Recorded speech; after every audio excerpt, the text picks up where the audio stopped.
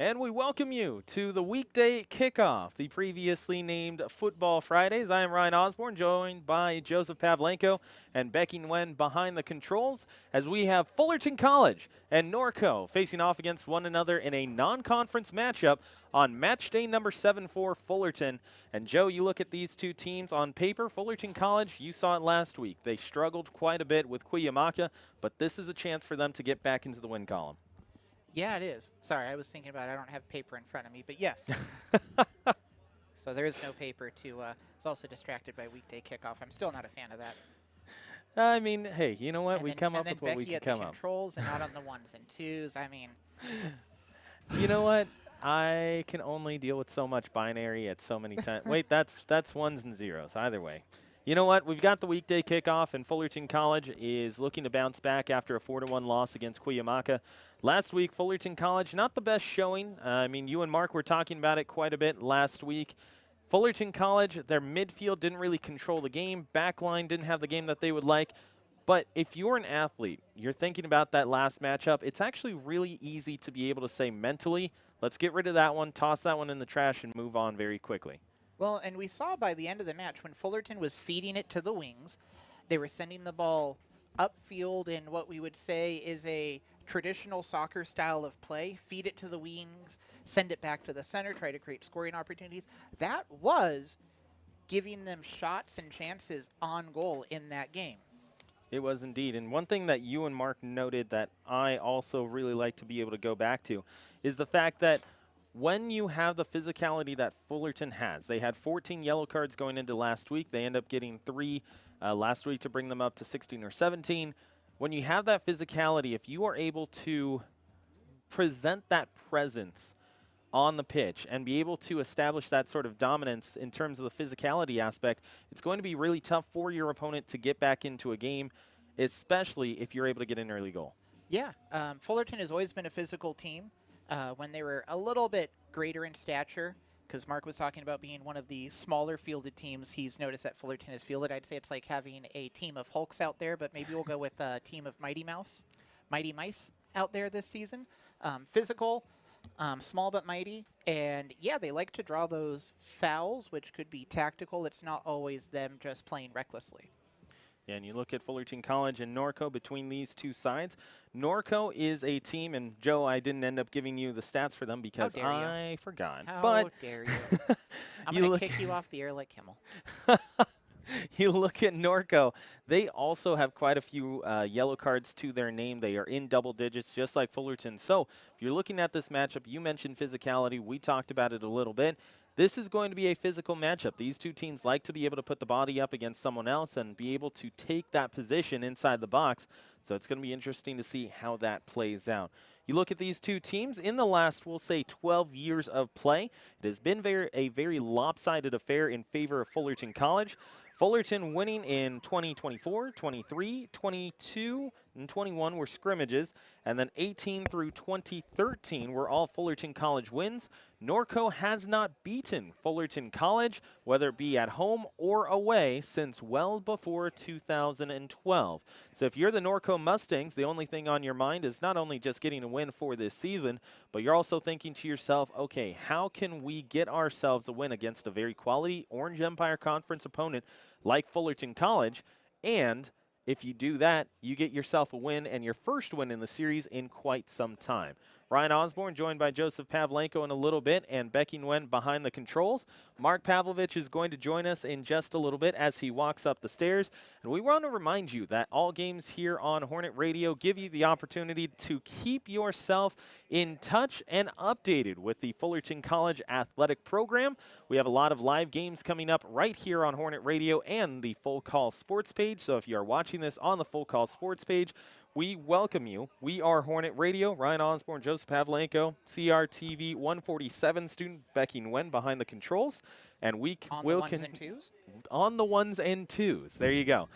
And we will be giving you a lot of live sports coming up here on Full Call Sports and also Hornet Radio as the semester and the season continue to roll along. Which also reminds me that coming up on Friday, we're going to have some Fullerton College volleyball that will be taking place. The CRTV 145 students will be out there, and they will be watching and bringing you the action live from Colleen Riley Court. Actually, no, I take that back. That's actually going to be from the Hornets' Nest. So if you want to be able to watch that live, you can do that right here on Full Call Sports in conjunction with Hornet Radio, as we are joined by Mark Pavlovich, who drove up through traffic, ended up going through a maze of the finest population in Orange County, came all the way up here from the Saddleback matchup against Mount Sac, and joined us here on the air on Hornet Radio. Mark, that Saddleback matchup, from what it seemed like, they both tried to stretch the field as much as they could. Mount Sac looked like they were trying to get the ball up to their top scorer inside the box. They weren't able to do so successfully in the first half. What happened in the second? Well, I tell you what, they were magical in the second half. They made a couple shots that were incredible. And guys, I got to tell you, the one shot that they made to put it up at 3-0, from basically behind the net, this kid kicks the ball, our goalie gets the hand up. I thought our goalie deflected it for Saddleback. It goes in the back of the net. They outran, and I think the thing, once again, that is killing teams is speed. Found out today, in the nation, Cuyamaca, who beat Fullerton, is the #1 team in the nation for community college soccer. And I think it's the old adage, if I can outrun you, I can beat you, and that's what I saw in the Saddleback game today. Incredible play by Mount Sac, and then tomorrow I get to see #4 against #7 on the women's side. Cypress College women take on Mount Sac women tomorrow at 3 o'clock in the afternoon. So I just, it's soccer, soccer, soccer, and soccer. And I just got greeted by 2 of our coaches down there when I walked in, and they said, "We watched your game. It was incredible. Man, you do a great job." And is Mount Sac really that good? And I said, you know what? If they can play the rest of the season and realize they've got a head coach that won 4 consecutive state titles in the game of soccer.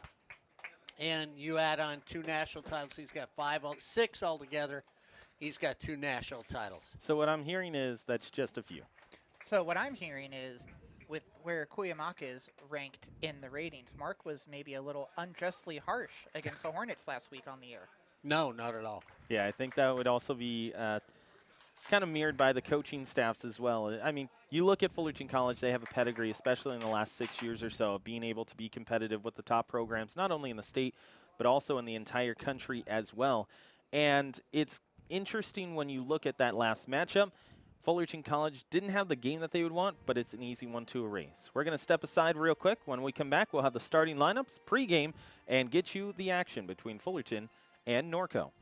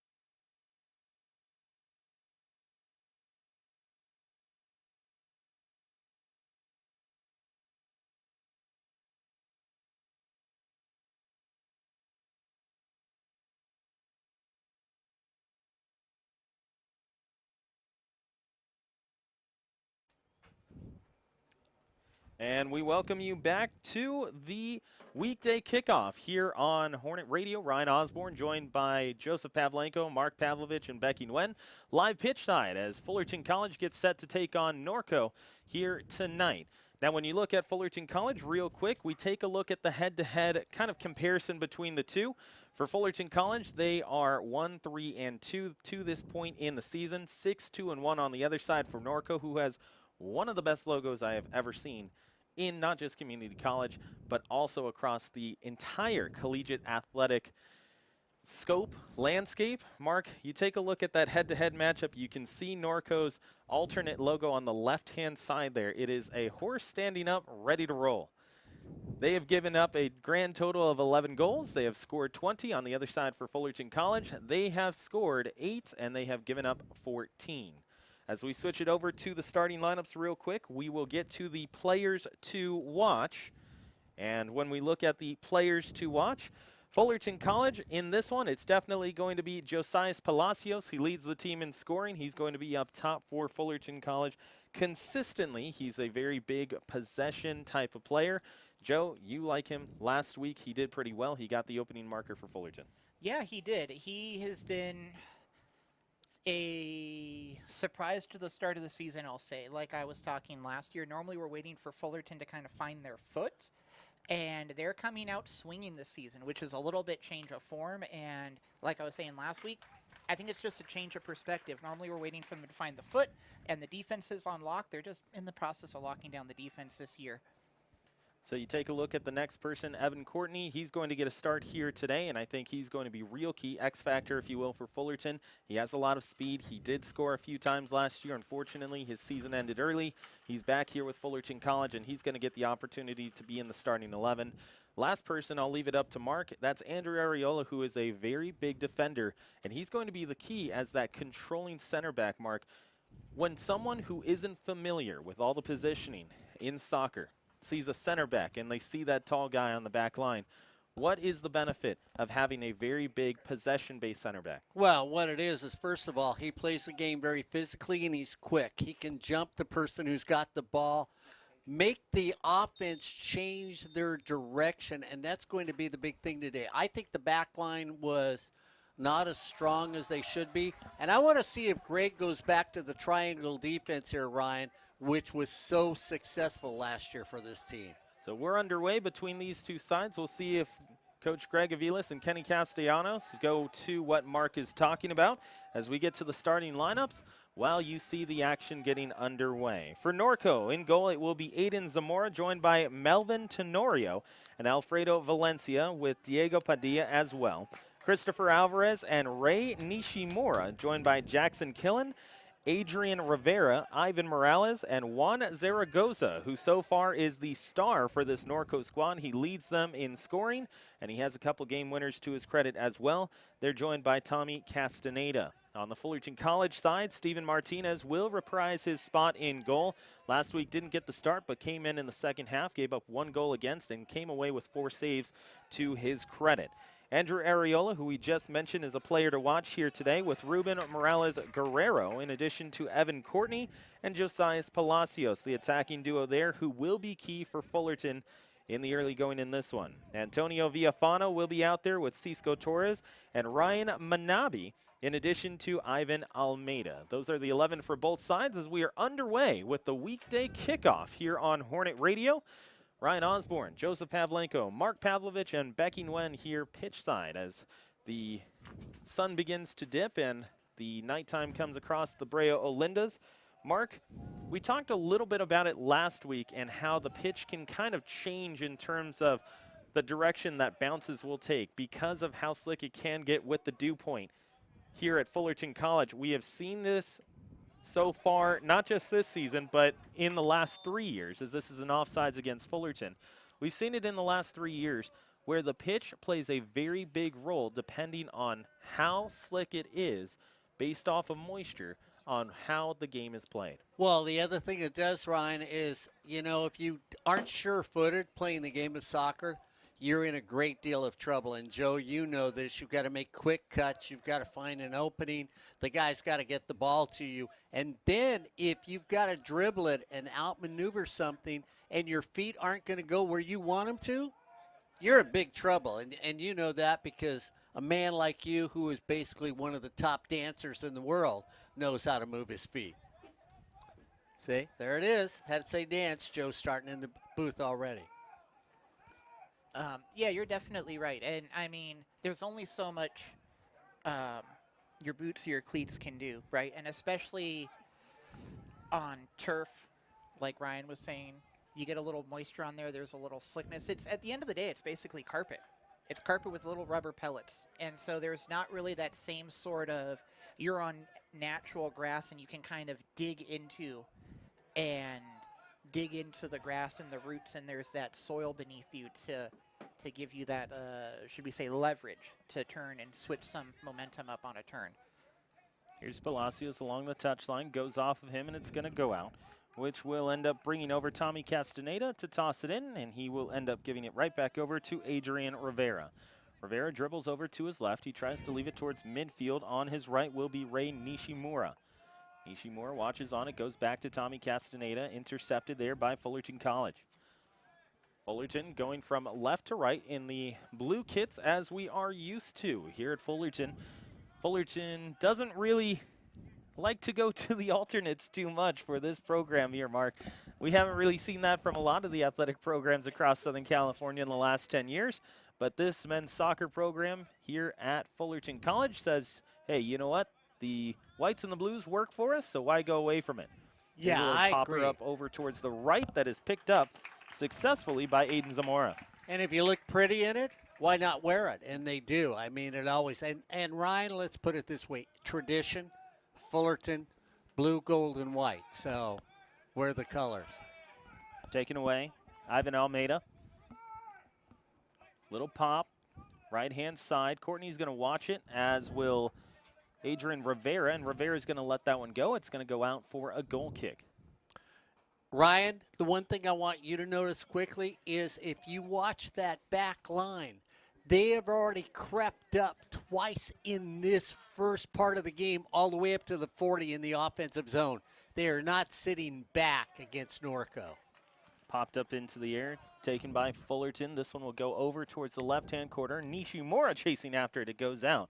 And it's a throw-in coming up for Fullerton College. You said it last week. Last week you said that you would have preferred for the back line of Fullerton to be a little bit more aggressive in the first 65 minutes. They turned it on in the second half of the second half. So, you know, that tongue twister right there. Second half of the second half. But that is what happened. The back line ended up being a lot more aggressive. They started going on runs, and all of a sudden, you saw them producing a lot of shots and opportunities. Here's a chance for Norco inside the box. Nishimura tries to center, and that's going to be kicked away, deflected to the corner. And it is an opportunity here for Norco to get their first goal of the game. That looked like a move that you're particularly familiar with, Ryan. That looked like a check to get him out of bounds and kind of clear the way. Just a little bit. You end up getting the body positioning, making sure that your hip seals the other person out, and that's all you need. This will be kicked away by Diego Padilla. Padilla swings it up into the air. This is left up. Goes off of a Norco player. Looked like Tommy Castaneda is the one who gets ahead on it, and it's a goal kick going the other way. You know, when I was at my game today, you had Mount Sac in the first half, have 9 corners.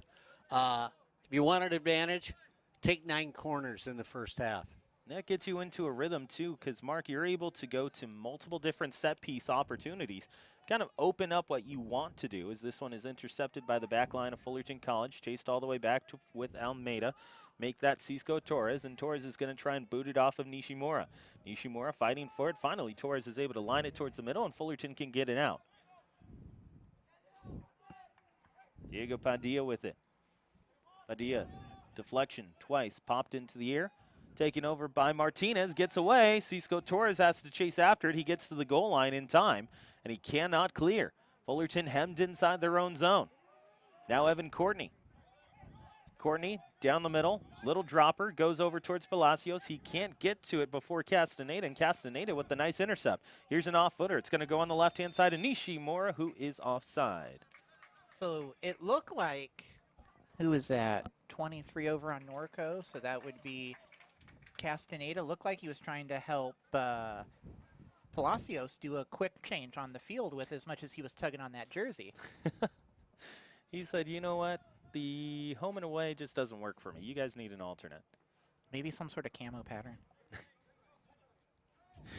Here's Ariel on the right-hand side. Scooted along the carpet. Now taking over Fullerton College, moving up with Villafana. Villafana with it once more. Away from Zaragoza. Fullerton in the attacking half. Little boot over, right-hand side. Now to Almeida. Almeida trying to go up for Palacios. They're not going to award a shot there. Took a high bounce there for a moment there, Mark. And having to stay with it is Aiden Zamora. Yeah, anything that easy and not really a threat. If they call it a shot on goal, I'm going to have to look at them and say, okay, let's talk about definitions and move you away from the scorebook. I mean, words have meanings. Shot on goal. It was a shot, and it was on the goal. Here's a chance for Fullerton. A liner that is on goal, and Adan Zamora is able to make the save. So there's the first shot of the game for Fullerton College, and the Hornets are going to see a save made. Gordon Bombay would have been a little sad there. He kind of popped the ball down, and it took him like a beat and a half to collect that ball. And if the Hornets would have, well, I'm not going to finish that thought as Norco, who is that? I can't see without my glasses. Number 9? It looked like it was Giovanni Navaretti, actually, who ends up getting the goal there. It's a quick counterattack, and that's all it takes, Mark, is one pass into the clear, and it's a foot race the rest of the way. You have to give a lot of credit there to Giovanni Navaretti, because as he's taking off on that right-hand side, Mark, he boots it with his knee, and that's where he gets the control. If he actually gets it with his foot, it's going to pop into the air. Instead, he sends it up ahead with his knee. It keeps it in control and keeps it low, and he's got the first shot on for Norco, and it's a goal. Yeah, and the other thing you have to do as a defender on that play, Ryan and Joe, is even though he may have you beat by half a foot, when you get next to him, you've got to use that free arm, make the referee blow a whistle on you. You've got to push him out to the right-hand side, make the angle on the shot and goal much more difficult, and give your goalie a chance on that play. So you're saying almost like a basketball-style thought to throwing a foul in that Yeah, sense. You're going to draw the foul to stop the momentum of the scoring opportunity. Yeah, I'm not going to make it a dirty play, but Joe, even if they blow the whistle on me, it's not close to the box. Yeah, they're going to give him a free kick. We set up the wall. I don't think Norco scores. But it's not a foot race that he's often in the process of being away to. Yeah. So Fullerton College trails it 1-0 as we enter the 11th minute of play. And we want to remind you that Fullerton College Soccer here on Hornet Radio, we like to highlight a lot of different programs on campus, and one of those programs is Student Success here at Fullerton College. We're here to help you succeed. Need support with college life? Our student support advocates are ready to meet with you one-on-one. We'll help you find the resources you need, plan for your future, and tackle any challenges that come up. Whether it's academics, personal goals, or career planning, we've got your back. That's Student Success at Fullerton College. Does that mean we got their back? Hey. Well, you said we got their back. I thought all of a sudden he was throwing you and I out there. We were going to do the something collective. else. Now, when we said we, I didn't say. The collective hive mind of Fullerton College. Oh, Yes, okay. Exactly, Okay. exactly. Okay. When we said we I never said what the division of work was going to be. Oh, okay. Just wanted to make sure. I didn't want to be doing See, somebody's laundry for This him. is what happens when talent shows up. He Oh, says we, thinks we mean me. That's right. Short-handed. Martinez got possession of the ball just a few moments ago, and Fullerton trying to move out the park. Backspun liner that goes over towards Courtney. He ends up taking it away for a second. He's pulled back. No foul call by the ref as Courtney is looking towards the official and isn't really thrilled. But Mark, Joe, I don't mind that non-call because he's trying to get away, and all it is a defender keeping possession and keeping the angle as well. I mean, I love it. I love it. I love the physical play of hockey. And, you know, I mean, well, this is hockey, right? So I like it with soccer, too. So, I mean, I want you to fight your way to get a goal. see, I'm a fan of square dancing, and he took his arm and do-si-doed, so. Well, see, this is what happens when you're light on your feet. Fleet of feet, some would say. That's it. That's it. Country Joe. Pirate Joe. Yar. Flyboy Joe. No, that's Spaceman Joe. Space. Oh, I like that. Spaceman Joe. Spaceman Joe. David Bowie. Does that make us ground control? It does. Who's Major Tom?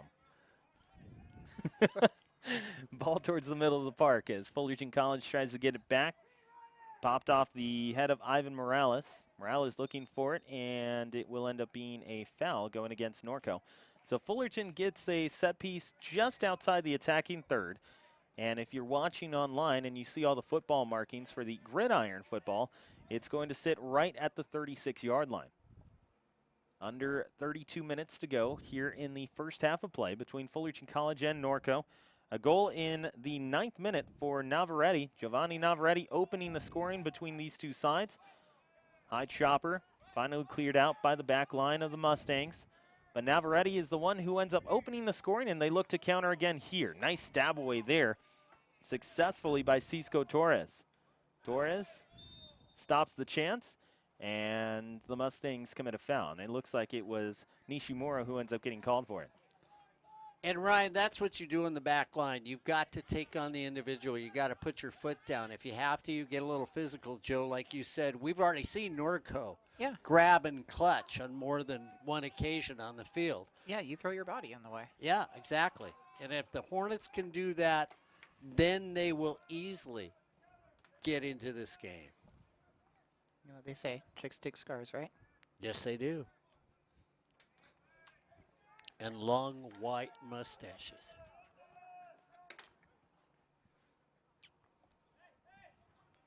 We're on the weekday kickoff on Hornet Radio. 15 minutes gone. It's 1-0 Norco. Far side of the field. What a fun 15 minutes. It has been an entertaining one so far. Swung towards the inside. Not connected there by the Hornets. Almeida with possession. He's going to bump it back. Ariola finds someone over to his right. Switch back to Almeida. They play a three-person catch game here. That goes back to Palacios. Palacios fakes towards the corner. He's going to swing it back to his left. Everyone moving around for Fullerton College as they try and set up the offensive possession. And it ends up going off of the foot of, it looked like there for a moment, Michael Espinoza. And Espinoza will see that go off to the right and out for a throw-in for Norco.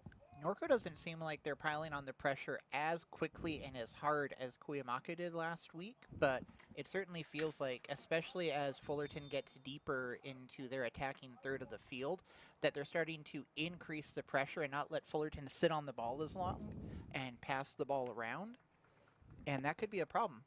They've had some decent runs at it, but let's see if they've figured out how to kind of collect themselves under pressure this week and make those adjustments from last. So Kevin Castro comes in the game now, Ryan, and so we'll see what Castro can bring, normally a midfielder for this team, and we'll see if Greg's doing that to actually be able to make more of an attack. So you're going to keep the back line back, but you're going to take your midfielders and your forwards and make that the attacking group.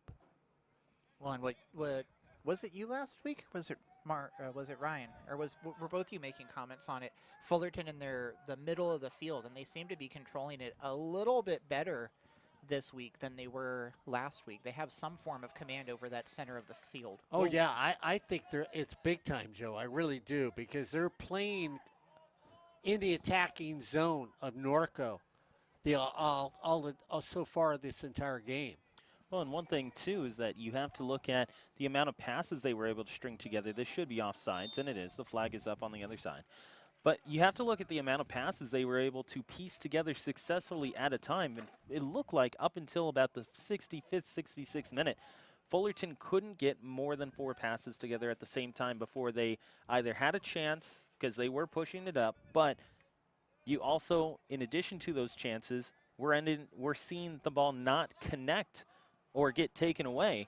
And in this one, you're already seeing Fullerton with a possession that ended with 11 passes in a row that weren't intercepted. So if you're going to be able to set something up, you have to be able to successfully get it over to a teammate. Here's Evan Courtney, who did receive it from a teammate. He's trying to swing it in, and it's going to go out. So a goal kick coming up, but just what you guys were talking about last week, those wings are going to be successful for Fullerton if they can push it towards the corner.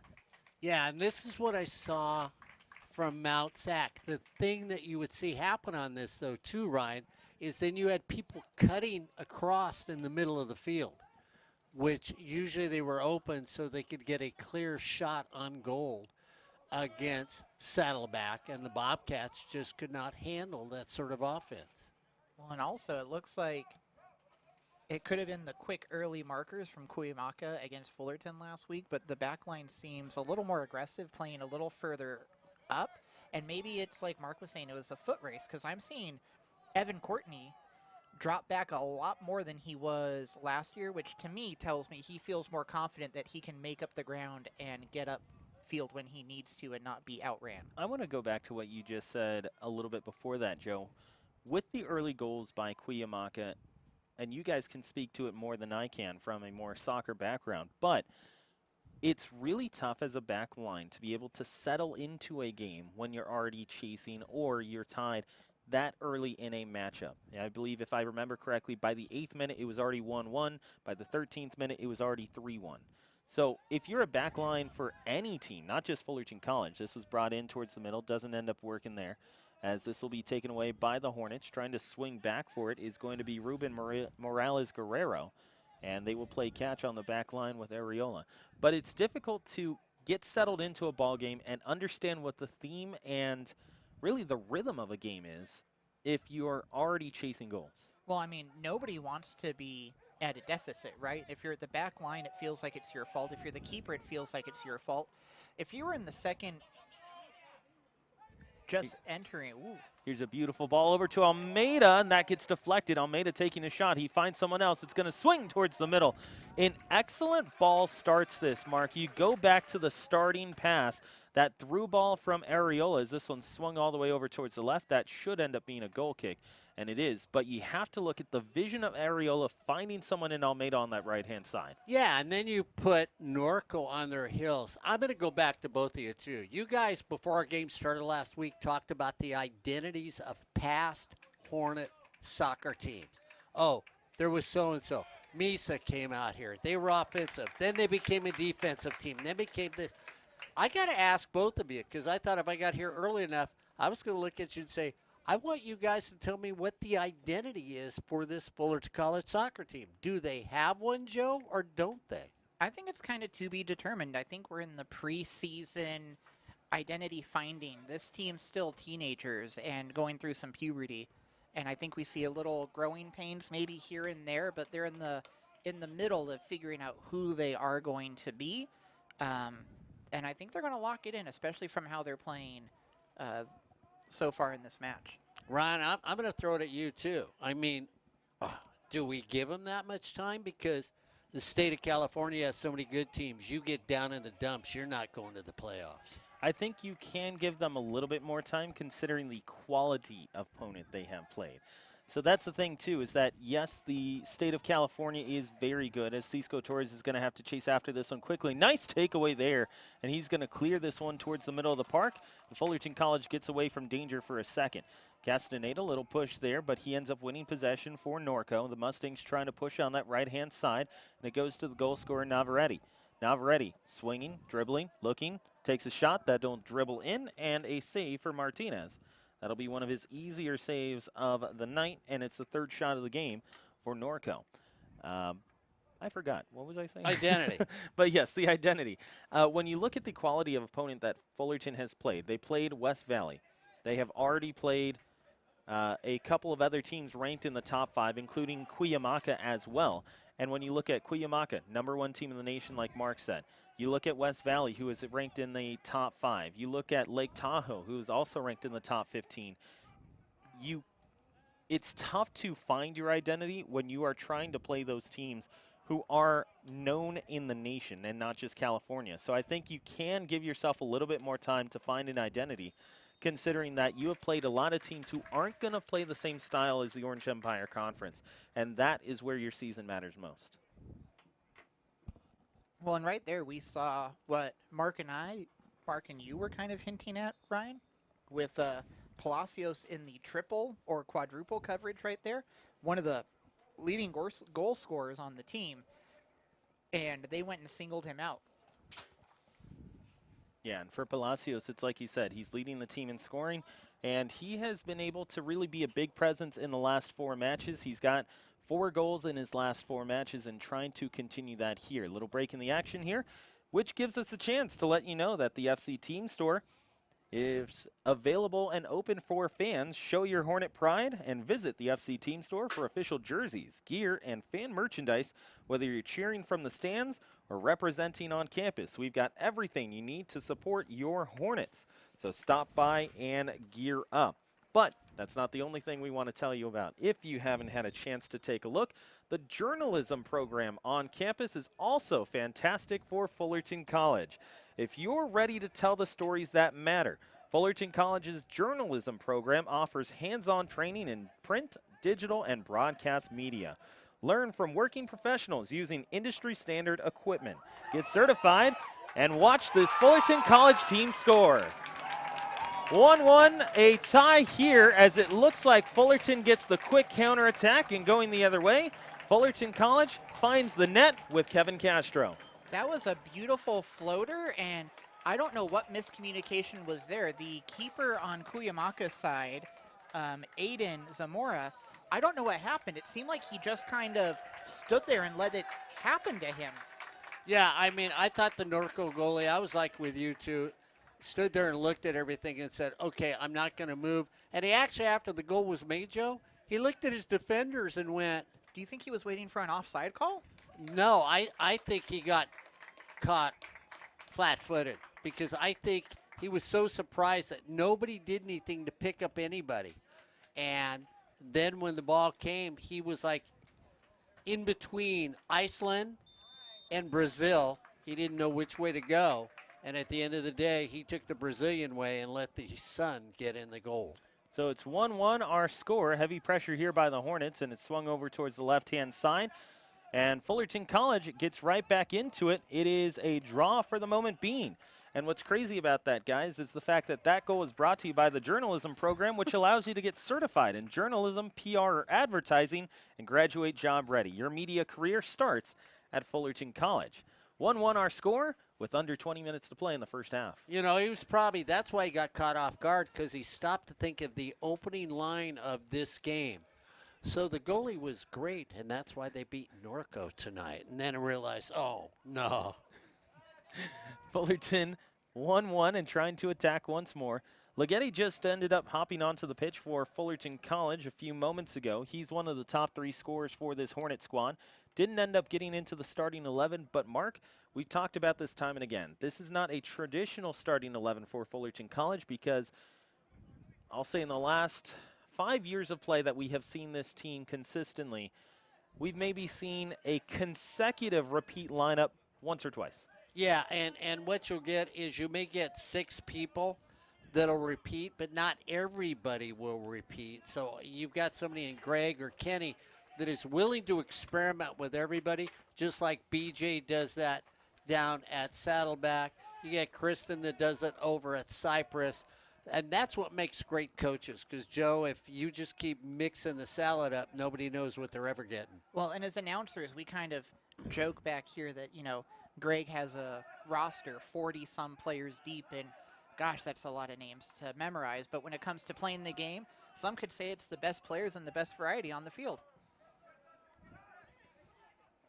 Which brings us our 1-1 score. That's what I love, this we theme we got tonight. Back to kind of what we were talking about a little bit ago before we had a run on goal, when Ryan was asking us about starting with some early markers against you and how that can affect the back line. Just want to circle back to that and into some, put it in a way that I think we can get Mark excited with on this discussion, Ryan. If you're going and you're the second week of the month and you're in the red in your checkbook, that changes how you go the rest of the month moving forward if you're in that negative.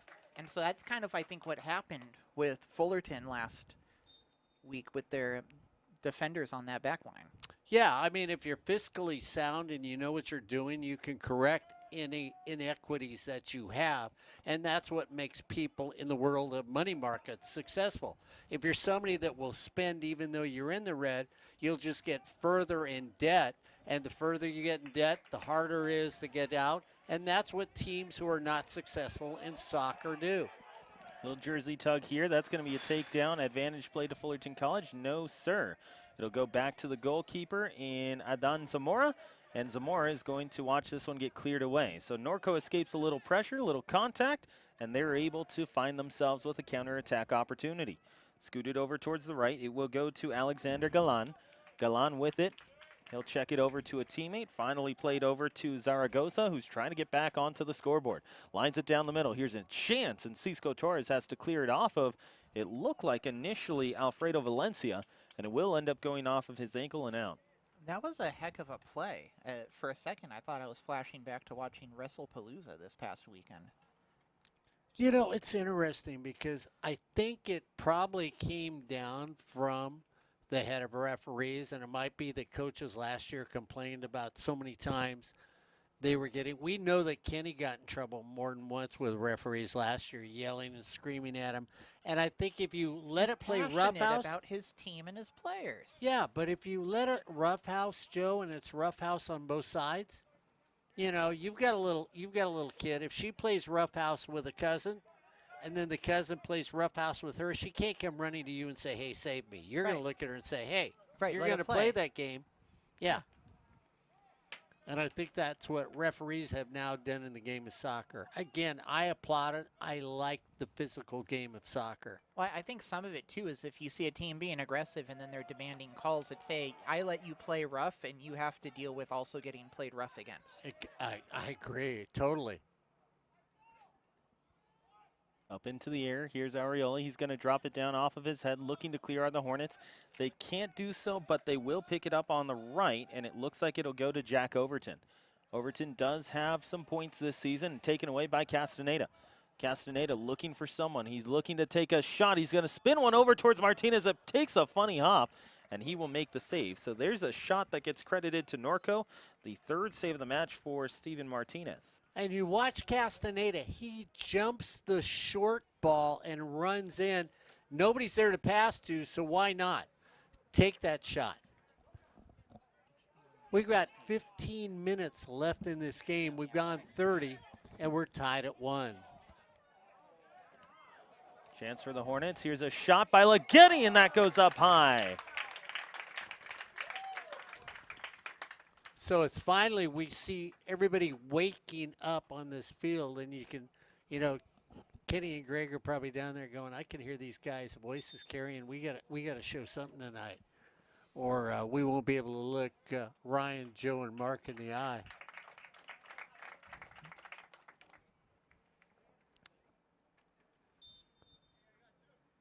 Jose Carrillo is now in the game for your Hornets.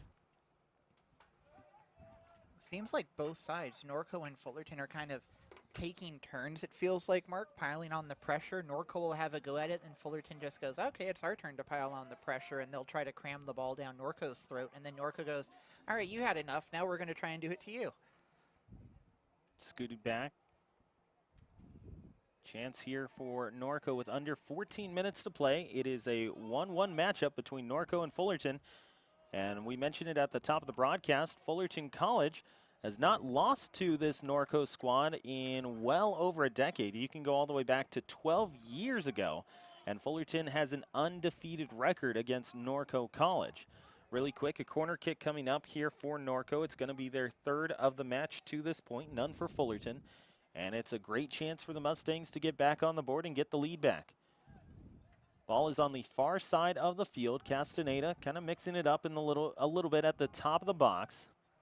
Arm in the air. High pop over towards Castaneda, and it deflects away. Here's a shot that is wide left. And 13 minutes left in this one.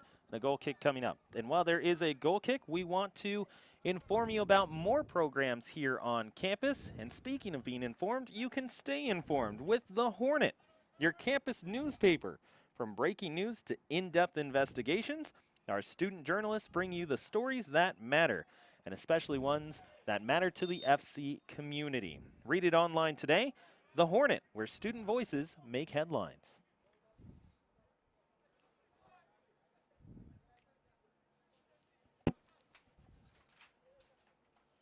So whistle blown, but it looked like he just kind of tripped over his own feet or tripped over the ball between his legs.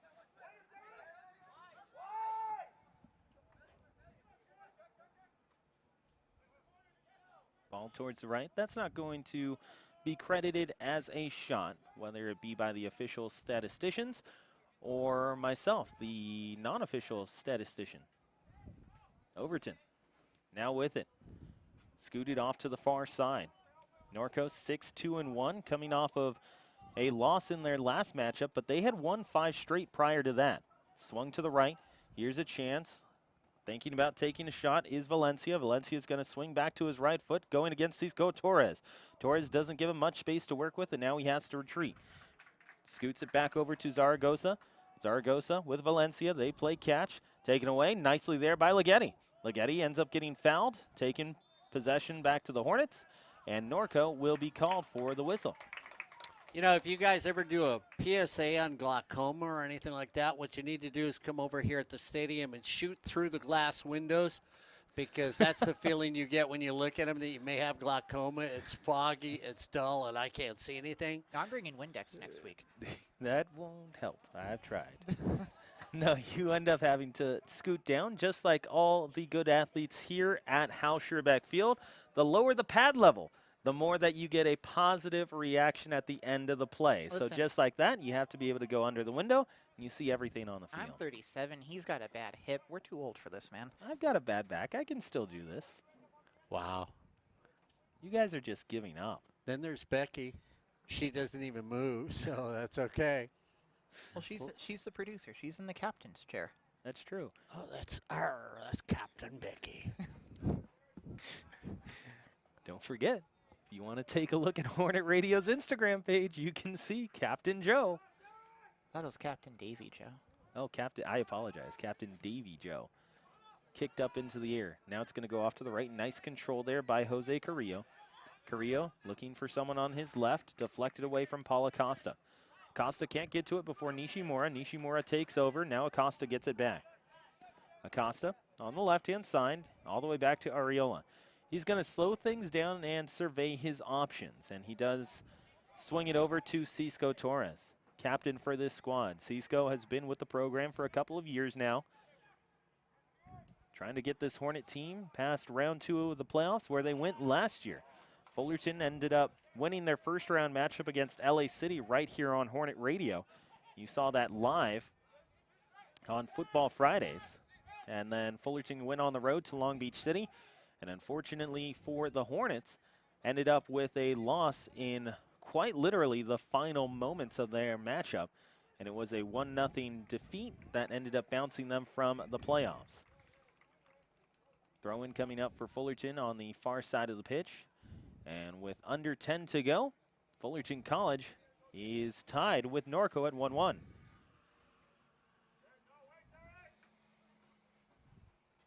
Yeah, and I think the way that the Hornets are now playing in this first half, Joe, I'm going to go back to what you said real early. If you're more aggressive, you put your opponent, no matter what their game plan is, you put them hesitant on making a move, and I think the Hornets have done that to Norco as this game has progressed.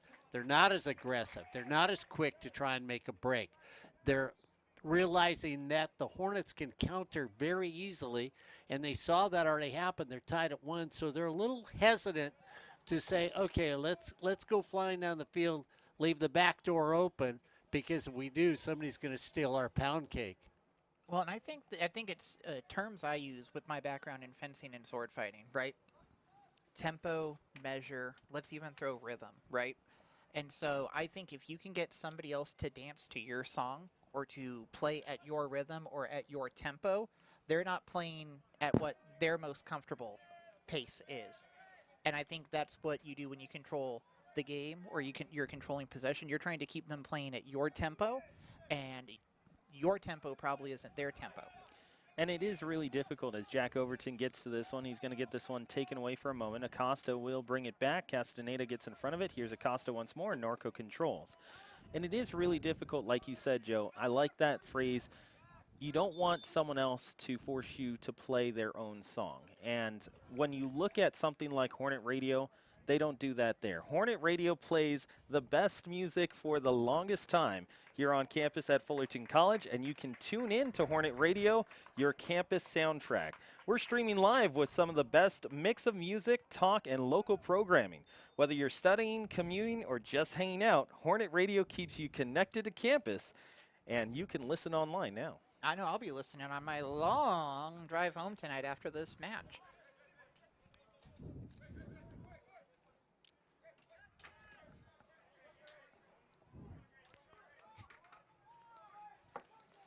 Becky was afraid to take that note from me. She thought it was an eviction notice.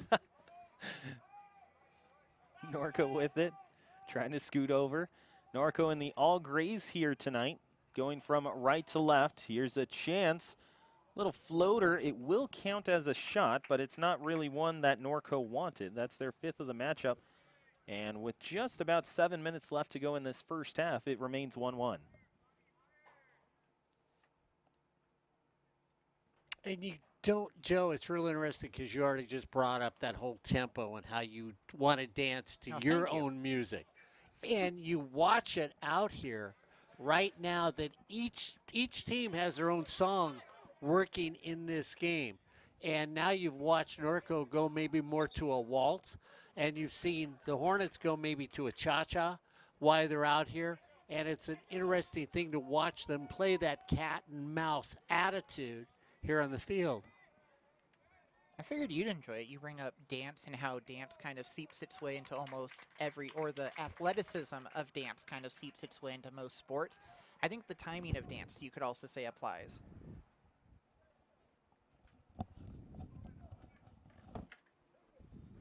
Speaking of the timing of dance, Mark, you look at these two teams now looking for a counterattack. It goes over towards Ligeti.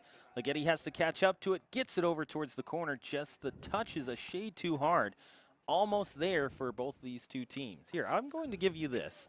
Now, normally you don't sit during broadcasts. I but don't. I get too nervous. You do get too nervous. But in this case, you have to be underneath the level of the glass so that way you can see. And Ryan, I think if Ligeti keeps the ball in his foot on the last time down, really controls it, dribbles it well, and then lets it fly. And that's another thing I've got to ask you. Have you seen more guys take timing touches? Hornets get a shot and block their own shot. Ligeti looking at his teammate in Acosta saying, hey, what just happened here? Ball up into the air, no foul call coming. Here's another opportunity, a shot and a foul against Fullerton College, so 3 shots credited to the Hornets on that play. And I'm going to go back and ask a question. I have seen more players take timing touches like you take a dribble in basketball. You take that one little rhythm dribble, and then you turn around and shoot. I've seen more players take a timing touch instead of just putting it on their toe and then letting it fly so far early this season with all the community colleges. The best way that I can describe it, and myself, I come from a more hockey and baseball background. Mark, if you're a third baseman, and I know that you played third base for a while as well during your time playing baseball, when you see a guy pick the ball up at third base, he takes the ball out of his glove, pops it right back into his glove for a rhythm touch, just like you said, and then tosses it on to first base. It's the exact same thing. You're not comfortable being able to get that ball on off your off foot or in the stride that you're currently in. What you're trying to do is get yourself that rhythm touch, just like you said. It's very similar to that same play in baseball where you're bringing the ball and pumping it right back into your glove before you let that throw loose. It's the same thing here. You're getting that touch to bring it forward. You get the stride that you want and let it fly. However, Mark, when you mention that, it's difficult because oftentimes, and especially the higher level you go, and especially in collegiate soccer, if you get that rhythm touch, someone is on you. Yeah, and it's over. And you play the game of hockey, and I've watched some of your games, and you'll see somebody take that extra stride in hockey, and you take that extra stride, and then somebody comes and cleans your clock in the game of hockey, and that shot that you should have had on goal never happens. Sometimes you do have to just let it fly, even if you're not quite fully comfortable that it's the perfect opportunity to do so. And Mark, in speaking about that, sometimes it is best to get that off-rhythm type of shot because the goalkeeper is also expecting you to take that rhythm touch as well. So they're not fully set. They're not on their angle. They're not where they should be in order to get a save. And it's going to go right past them because you're not ready for it. Well, neither are they. Yeah, absolutely. Are we talking about my favorite thing, which is knocking on the door outside the 18-yard box? Just about. Okay, Yep. okay. You would be correct. I heard fly, and then I went ducks fly together, and then I heard more of the conversation. I understood where we were going. On the right-hand side, it goes to Chloeaki. And that ball gets away from the Hornets for a second. Finally chased down. It will be picked up by not Ligeti. That's actually going to be Ruben Morales Guerrero. Kevin Castro is out there as well. He has the goal for Fullerton. That's a foul against, it looks like Fullerton College. It is indeed. And it will be placed on the near sideline. This is a rare sight in an OEC game. The time stopped under 2 minutes. And since the time stopped under 2 minutes, it gives us an opportunity to help you launch your broadcasting career with Fullerton College's radio program. Get hands-on experience with professional equipment, learn on-air skills, and audio production and digital media from industry experts. From behind the mic to behind the scenes, we'll prepare you for the radio industry, so enroll today. Becky Nguyen, our student who is on the air listening and keeping control of things over to our right, is doing exactly that. She's part of the radio program here at Fullerton College and getting the opportunity to completely produce this entire broadcast. So everything that you watch in terms of getting us on the air and making sure that the graphics are ready to roll and everything and bringing you information, also live switches, that is all done by students here at Fullerton College. Mark, some would say Becky's on the ones and twos. Oh, there you go. Some would say she's behind the controls. That's a little bit more accurate since there are more buttons that don't say 1 and 2. Some say 3 and 4. Also, no pressure, Becky. Ryan kind of put you on the spot there. So Captain Becky is selling the Yarr. Gypsy Queen. Off to the right, taken away. Scooted once, finally brought up by the back line there as Adrian Rivera has it. It's okay, Becky. You can laugh at that. That's okay. Did they ever call you Rebecca?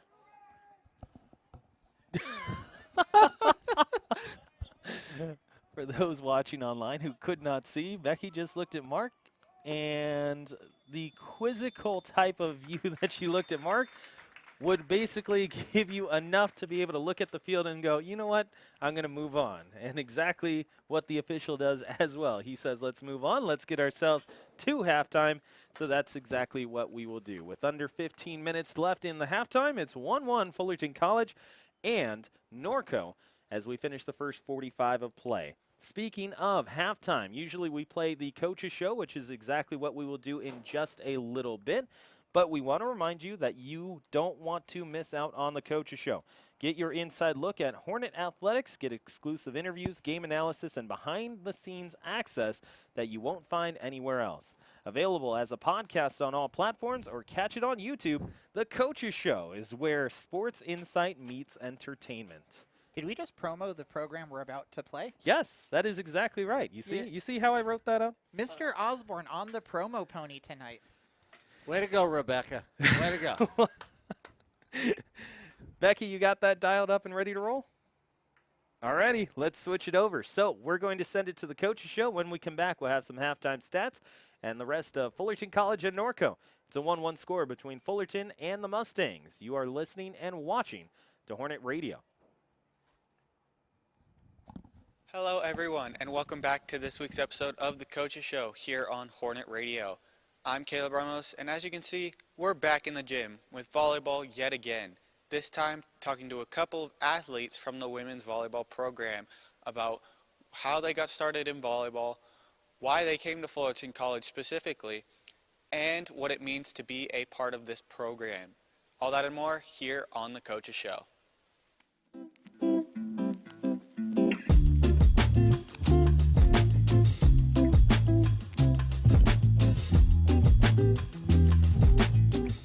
The 2025 season is underway for the volleyball team here at Fullerton College, and Coach Kevin Hitt is making sure that his student-athletes have an air of cohesiveness and chemistry as they get started with their schedule.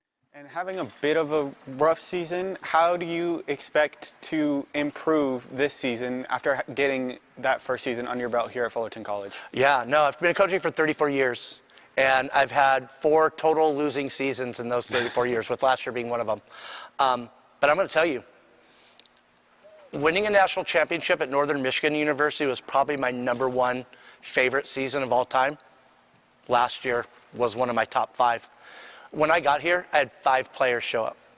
I had to beg, borrow, and steal and call in a favor from a family friend to come play and enroll here, who had a full ride at USC to go to school. So she came and played. Her name is Amelia Flores. She was all conference last year. We ended up with 8 players. We started with 8. We finished with 8. And they worked so hard because they could have quit. They could, I mean, there's schools around here that forfeit entire seasons because they don't have enough players. I think they call it filing a Form 6 or something like that. But we didn't do that. And Scott Giles went to me and said, Kevin, that was amazing. Congratulations. You didn't forfeit a single match.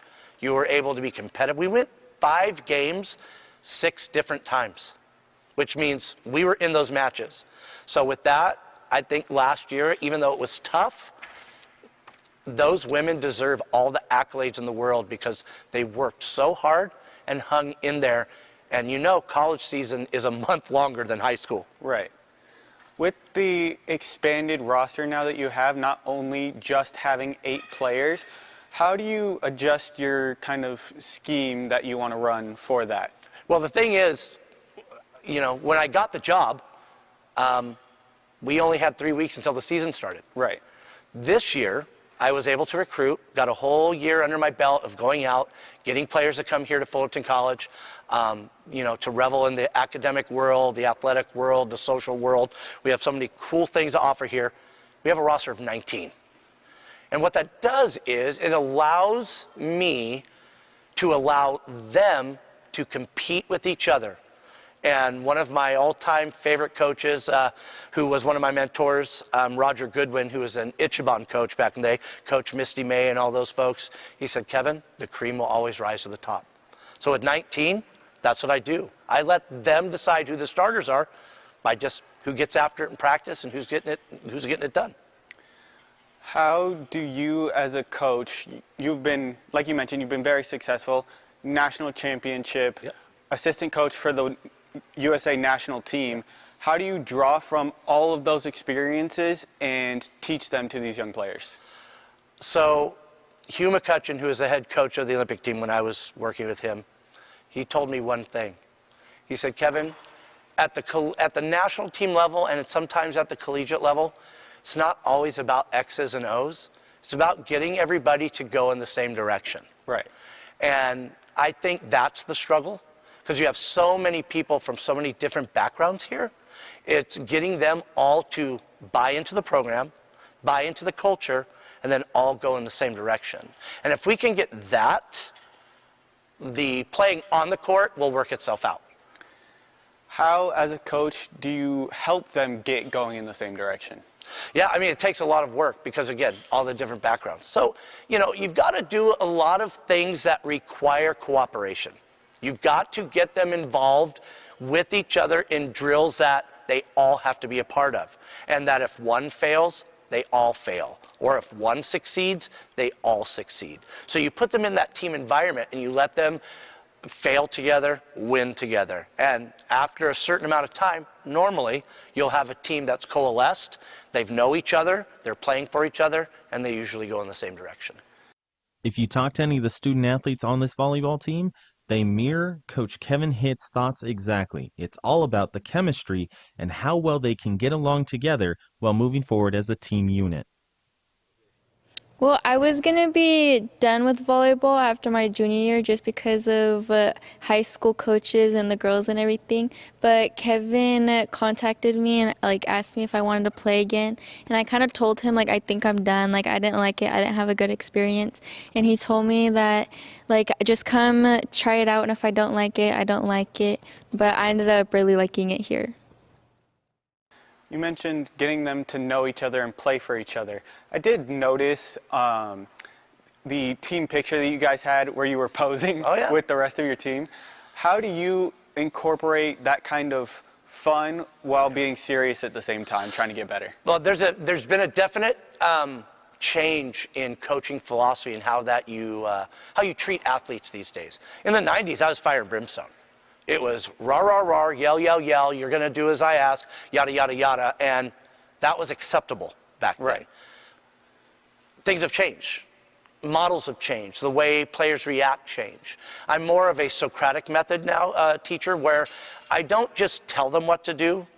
I let them get involved. I ask them, what do you think? Or why are you doing this? Why is this happening? So they feel they have some ownership of it. And if you allow somebody to feel like they have ownership of something, they're going to engage more with it. And I think they'll play a little harder because they have that ownership.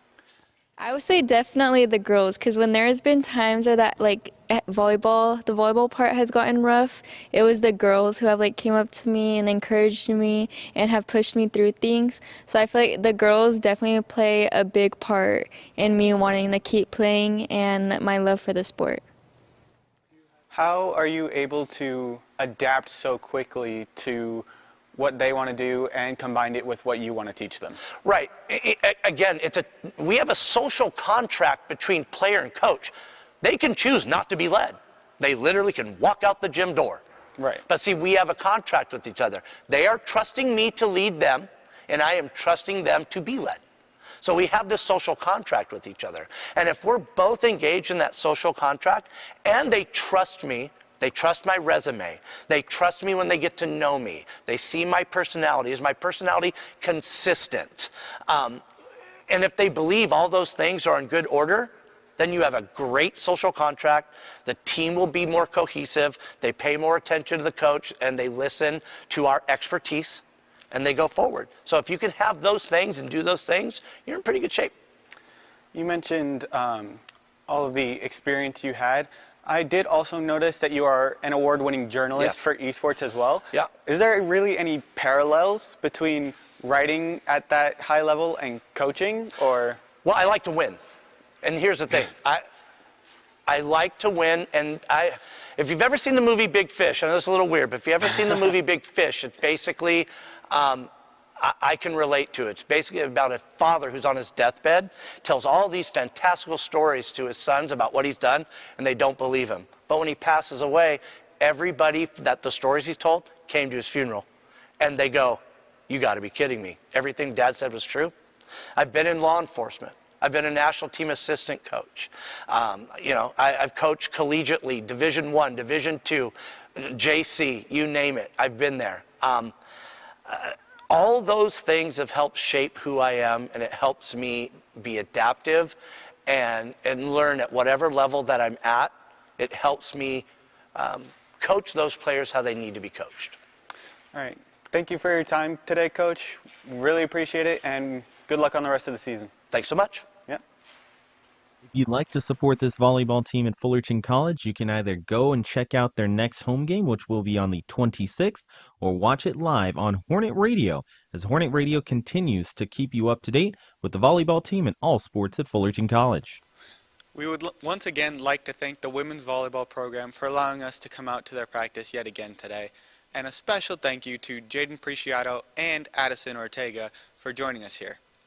Now, once again, I am Caleb Ramos for Becky Nguyen, Ryan Osborne, and everyone else here. Thank you for watching, and this has been the Coaches Show on Hornet Radio.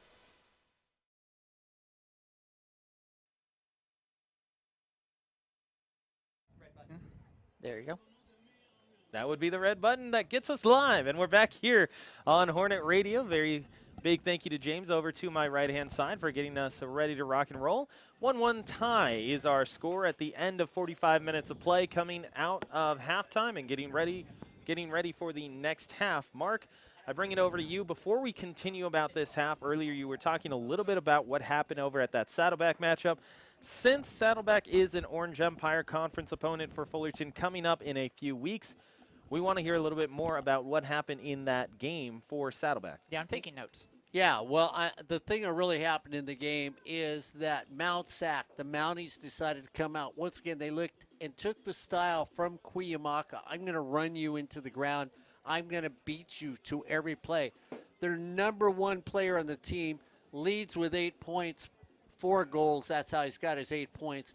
But here's the problem, Joe, is that they had nobody else early in this season, sort of like Fullerton, that could score with him. Today they played smooth. I tell you what, I never saw more back cuts where the ball got laid on somebody's foot on a back cut. And what you do on a back cut is the guy's going down the middle of the field. You go behind him and cut to the outside. And then he drops it, you drive it towards the goal. There were a couple sensational shots that were made there. After they made 2, this game was all over. And I was talking to Kristen, the head coach over at Cypress for the men, and we were talking about the OEC, and he said, what a strange year so far. He doesn't think his team, even though his team is nationally ranked, is up there. And then we talked about the game you guys did at Fullerton, and I said, yeah, Fullerton didn't look good. He goes, no, I heard what you said on the air. You said they looked bad, and I couldn't agree with you more in that first game. So, guys, I don't know who's got what or who's got the upper leg in the OEC. I tell you what, I've seen Long Beach play. They're okay. I've seen Cuyamaca play. They look special against Fullerton, but that doesn't mean that they are. We've seen Fullerton play a couple times. I'm still lukewarm on them. Cypress has disappointed me big time on some of their games when I've watched them. Saddleback, they're a disaster as far as I'm concerned. The men just can't do anything. And, of course, when you look around the rest of the league, I've seen enough of the guys right now. I think the OEC is so wide open as they get ready for conference play next week. Grab a hat, pick a name, and that's who's going to win the OEC. Well, it certainly feels like all the teams are like a car that's trying to cold start. And we're just trying to figure out how to get the engine revving. Yeah, that's nice. I think that's a nice analogy, Joe. It really is, because I like Fullerton tonight. But then again, the second half could just put me back to where I was last week. And we'll see what exactly takes place in the next 45 in just a little bit. Joe was trying to get to the automotive promo that we have later on today, but for the moment being, Inside Fullerton gets you the inside scoop, as across campus you can get updates all the way to student spotlights. We cover the stories that make FC special. Pick up your print copy around campus or read the latest issue online. Inside Fullerton is your window into campus life. So TJ gave me that look out of his eye, and I call him TJ because this is Texas James on my side here. So I just call him TJ for now on. I got Captain Joe on my left. Davy Joe. Baby Joe? Captain Davy Joe. Captain Davy Joe. Where'd Rebecca go? Where'd Rebecca go? I'll hang out with her. We are underway here in the second half. My name is Ryan Osborne, joined by Captain Davy Joe and Mark the Buddha Babel Pavlovich over to my right-hand side, and Texas James as well here on the broadcast, bringing you the second 45 of action between Fullerton College and Norco.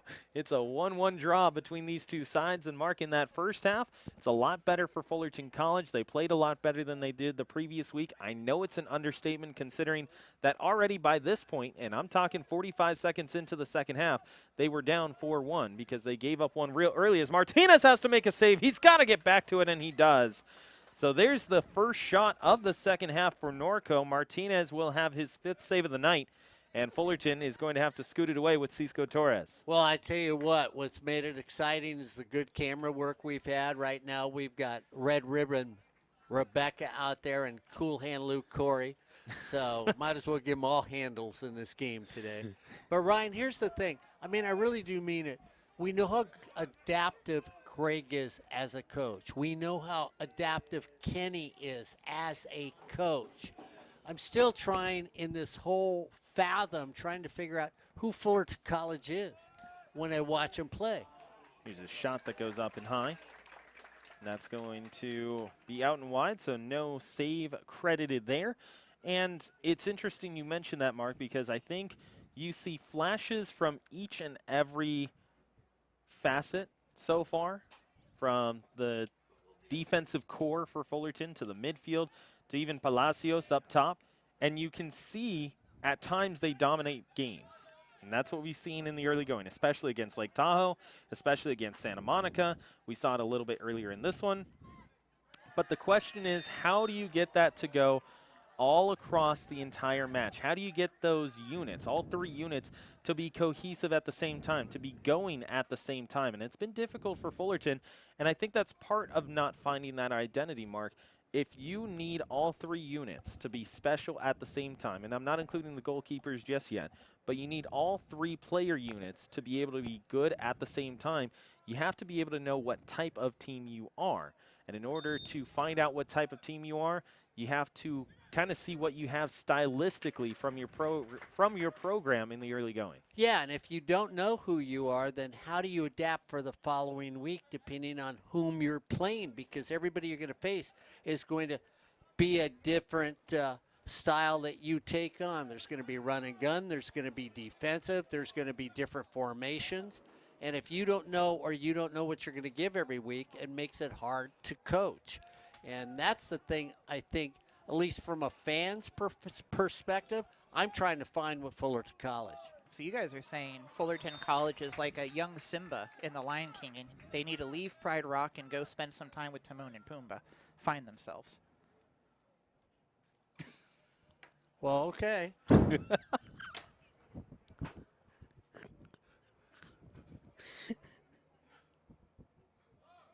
Got real quiet up Which one of you is Pumbaa though? That's what I'm trying to find out. I think we know which one. Oh, okay. That would be me. Can't look at anybody light on their feet like tap dancing. Captain Joe. Davy Joe. Captain Davy Joe. I was a young warthog. As this goes over to my left, to our left, and scooted over to Alfredo Valencia. Boy, Valencia chasing after it. I hope Raquel never figures that one out. Oh, I'm dating a warthog. Oh, why? She's on her way. Under 41 minutes to play as this one's kicked out on the far side. Glowacki tries to catch up to it, and it's going to be a throw-in for Norco. If you have never listened to one of our broadcasts here on Hornet Radio, we have a lot of fun on the air. We are 3 guys who have watched this game for quite a long time. We're very familiar with this program. We've covered the Fullerton College Hornets for as long as Joe and I have been here. Mark's been the voice of Fullerton College football and has also seen Fullerton College soccer for each of the last 25 years.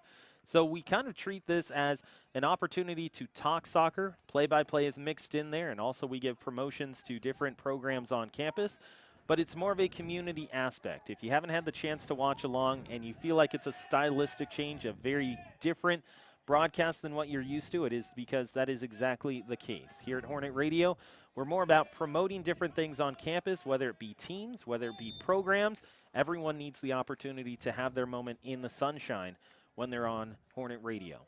You know, it was fun today because I used the term diddle-daddle. They look like they're diddle-daddling. I said to Ed, I said, you know, I should use a British accent when I do that, right? I did hear that. I did hear that portion. You know, so, I mean, it's like we have fun even on sportsnetusa.net, which you'll hear Ryan Osborne on this weekend doing a little saddleback football. That is indeed the case. Lots of contact in saddleback football, just like that last play there. Ball was inside the box. Norco was on the chase with Valencia. He gets taken down, but the referee rules that there wasn't enough contact to be able to say that a penalty should be awarded. Here's Valencia. He's going to go one-on-one against all-conference member in Ariola. Here's a shot, a two-hopper that hops in, and the second save of the match in the second half for Martinez, as that is shot number 7 for Norco in this one.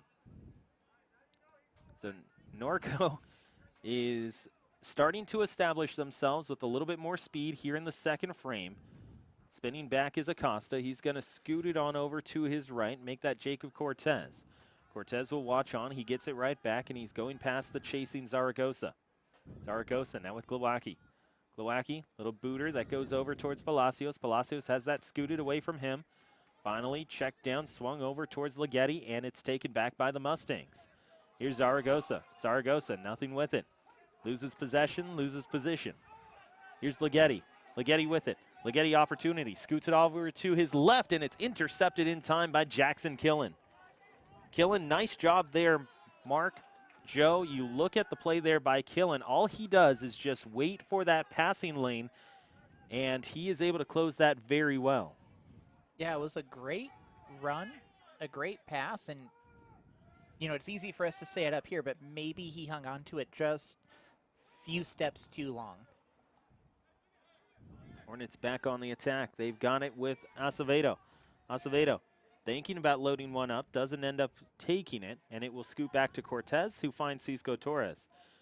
Hornets play around the world here as they swing it over towards the right. Arreola decides he wants to dive. He's going right down the middle of the park. He's still with it. He lines it left-hand side. Here's an opportunity. It's going to swing back over towards Mejia Juarez, and he tries to find someone on the right-hand side and cannot do so on the cross. Goal kick coming up, and Norco takes possession.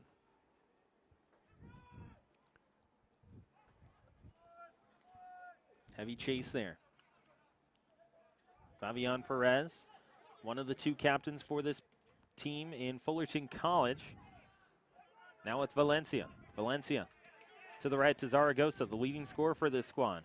On the right wing, going one-on-one against Cortez. He'll drop it to Hazen Arias. Now Arias. Kicked away by Leggetti and onto the softball field. So 36 and a half left in this one as Fullerton College and Norco are tied at 1, and that gives us a chance to let you know about Hornet Media. You can discover Hornet Media, your hub for all things FC. From news and sports to entertainment and podcasts, our student-produced content keeps you connected to campus life. Find us online, on air, and in print. Hornet Media, where student creativity meets professional quality. Back on the pitch, a Mustang is injured on the right-hand side. We don't know who that is at the moment. Athletic training staff here for Fullerton College is able to run onto the pitch and attend to that injured Mustang. Fullerton College, so far this season, has scored 9 goals, has given up 15. And if you're looking at it from Fullerton's perspective, Mark, if I'm not mistaken and my stats are right, they haven't led since the Lake Tahoe matchup. And eventually that does catch up to you. Yes, it is good that you were able to come from behind and tie up Santa Monica, and then you end up getting a draw here as well. But if you're Fullerton College, you cannot be able to trail or keep it tied for as long as they have. They have to find a way to get a marker that'll put them in the lead. Yeah, and the thing about playing from behind all the time is the best case scenario is you're after 10 games, you're going to be 3 with 5 ties and a couple losses. I mean, that's what ties are. And, you know, let's go back to it, people. Ties like kissing that relative you never wanted to kiss. So that's what a tie equals up to be, or, you know, anything else. Like kissing one of your broadcast partners. Oh, my. It's the worst thing in the world, a tie. See, I could get everybody to be quiet in the booth, can't I? That's pretty good. Don't forget about being quiet. Well, this Saturday we won't be, as we're going to be broadcasting here on Hornet Radio. Fullerton College. This week, Orange Coast College comes into town, and, well, we'll see if they can repeat what they did to East L.A. Lundsberg looked like that All-American everybody thought he might be. He's in the top 10 quarterbacks right now in the SCFA. We'll see if that continues this season here on Hornet Radio. I'm still speechless. Jerry Padilla over to my left, also speechless. Love Jerry. One of the finer men here on Fullerton College. Somebody should warn Jerry. That's Ben you know, and Jerry. And you know what they're warning him about? The fact that you can watch live sports here on Hornet Radio and Full Call Sports. All you have to do is stay right here on this YouTube page, and you have the opportunity to watch live soccer, as you see here tonight, volleyball, as you'll see on Friday, and then next week, actually this week, I'm sorry, with football, as Fullerton College football will be live on the air right here on the Full Call Athletic page on YouTube in conjunction with Hornet Media. That's right, because Captain Davey will like that game because we're playing the Pirates. Davy Joe. Davey Captain Joe. Davy Oh, Joe. my goodness. Second half of the game is a lot more physical than the first half of the game. I think both teams are obviously don't want it to be a tie like Mark said. That's a terrible feeling. Oh, it Something you is. never want to do.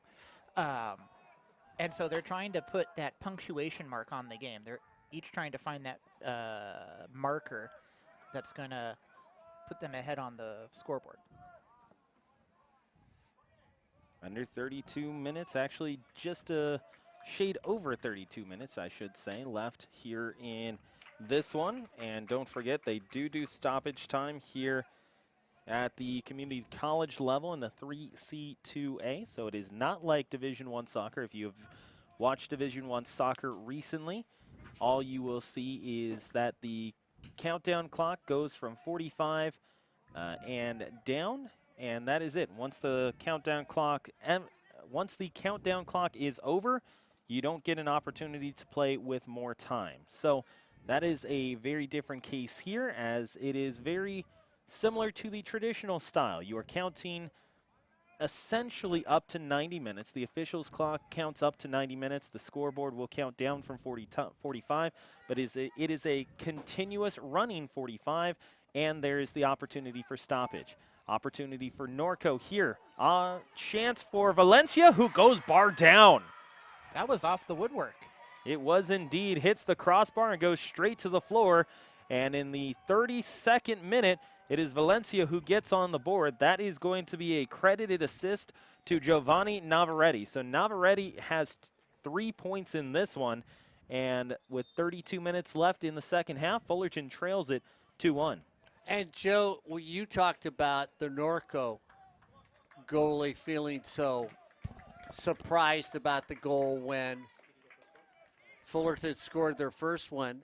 Now on this time around, it looked like the Fullerton goalie was just standing there staring at Ryan. It looked like he was just standing there staring, and he got absolutely no help from anyone else in front of the net. Well, I think that's the biggest issue there, Mark, is that it's a tough play to read because it bounces off of 4 people and clangs its way over to Valencia.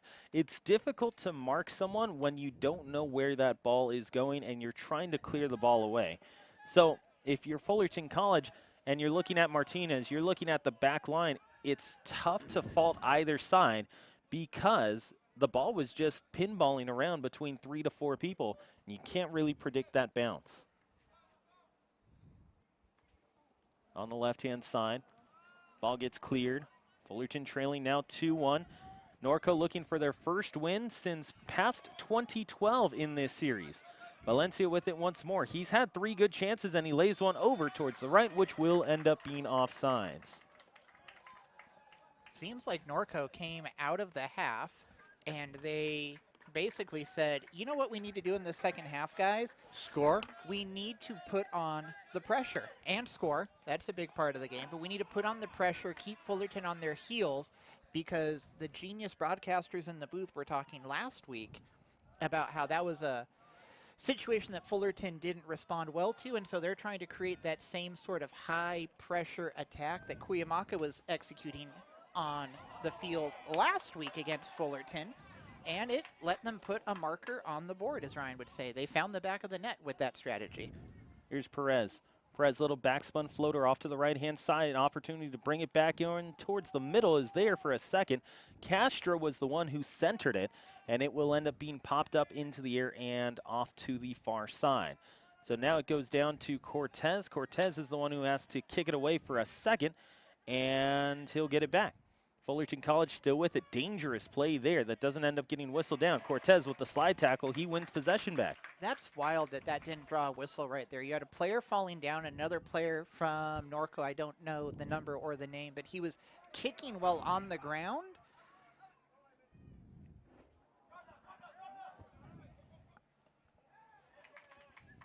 Possession change back to Fullerton College. Cortez. And it's like you said, Joe, it's a difficult one there because you have a player on the ground trying to get possession. You can't really predict where that ball is going. Here's Leggetti, who takes a shot that gets deflected once, and a corner kick coming up. So a shot just a few moments ago for Norco that ends up resulting in a goal. A shot there for Fullerton College here in the second half. And that's 2 here in the second half for the Hornets. And you like Leggetti, he makes a feint to the right, comes back to the left. When it looked like there was an opening just for a second, he tried to let the ball release and head for the goal. In the middle of the box, it lies there for a second. Cortez is going to be in a foot race, has to catch up to it quickly, leaves it back for Cisco Torres. Little dropper that goes right back to Cortez. Torres has been a very good, steady presence here for the Hornets. Cleared out by Norco. Under 27 to play. I've never been a fan of the let's kick it upfield and hope it works out kind of method of moving the ball across the field. Seems to work for them right now. On the right. Now loop towards the middle. Little spin around there. Now Mejia Juarez. Little drop opportunity. He was more looking for a pass than anything, so you don't actually put that down as a shot. I was going to say, was he looking for, was that Ruben Morales up there that he was trying to connect to? It did seem like it because actually it was Fabian Perez. Perez was the one who was nearest on the right-hand side, so it's a liner that he tries to put off to the right of the goalkeeper for a deflection, exactly as what you saw last week. But instead of Palacios burying it, it's a little miscommunication there from the 2 attackers. And with under 27 to play, Fullerton College still trails it 2-1. So as we enter 27 left, we want to let you know about the Tech and Engineering Department here on campus. You can build your future with Fullerton College's Technology and Engineering Division. Choose from 16 hands-on career programs with certificates to associate degrees.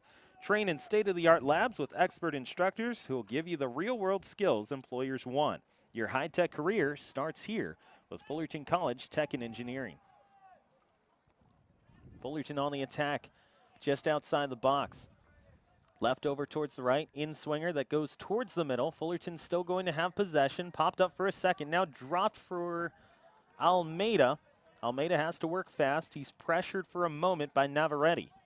They're doing a great job of keeping the ball in their attacking third of the field, trying to, at this point of the game, find the equalizer. Well, if you can wear on Norco and you could constantly be there, it might change the attitude of their attack back on your side. So that's the big thing we're looking at. Going back to let's get them playing at our tempo, not us at their tempo. Because Norco came out of the half, all gas, no brakes. Yeah. It feels like Fullerton's been playing a little bit of catch-up. Yeah, exactly.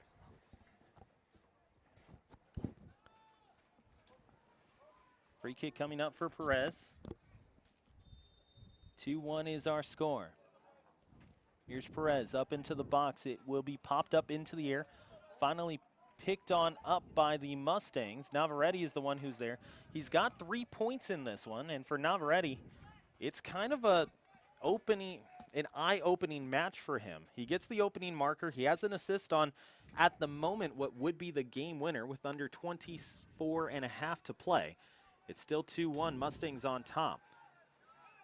And again, this series has gone very lopsided for Fullerton College. And one thing, Mark, you have to look at for Norco, they are currently under the tutelage of a first-year head coach.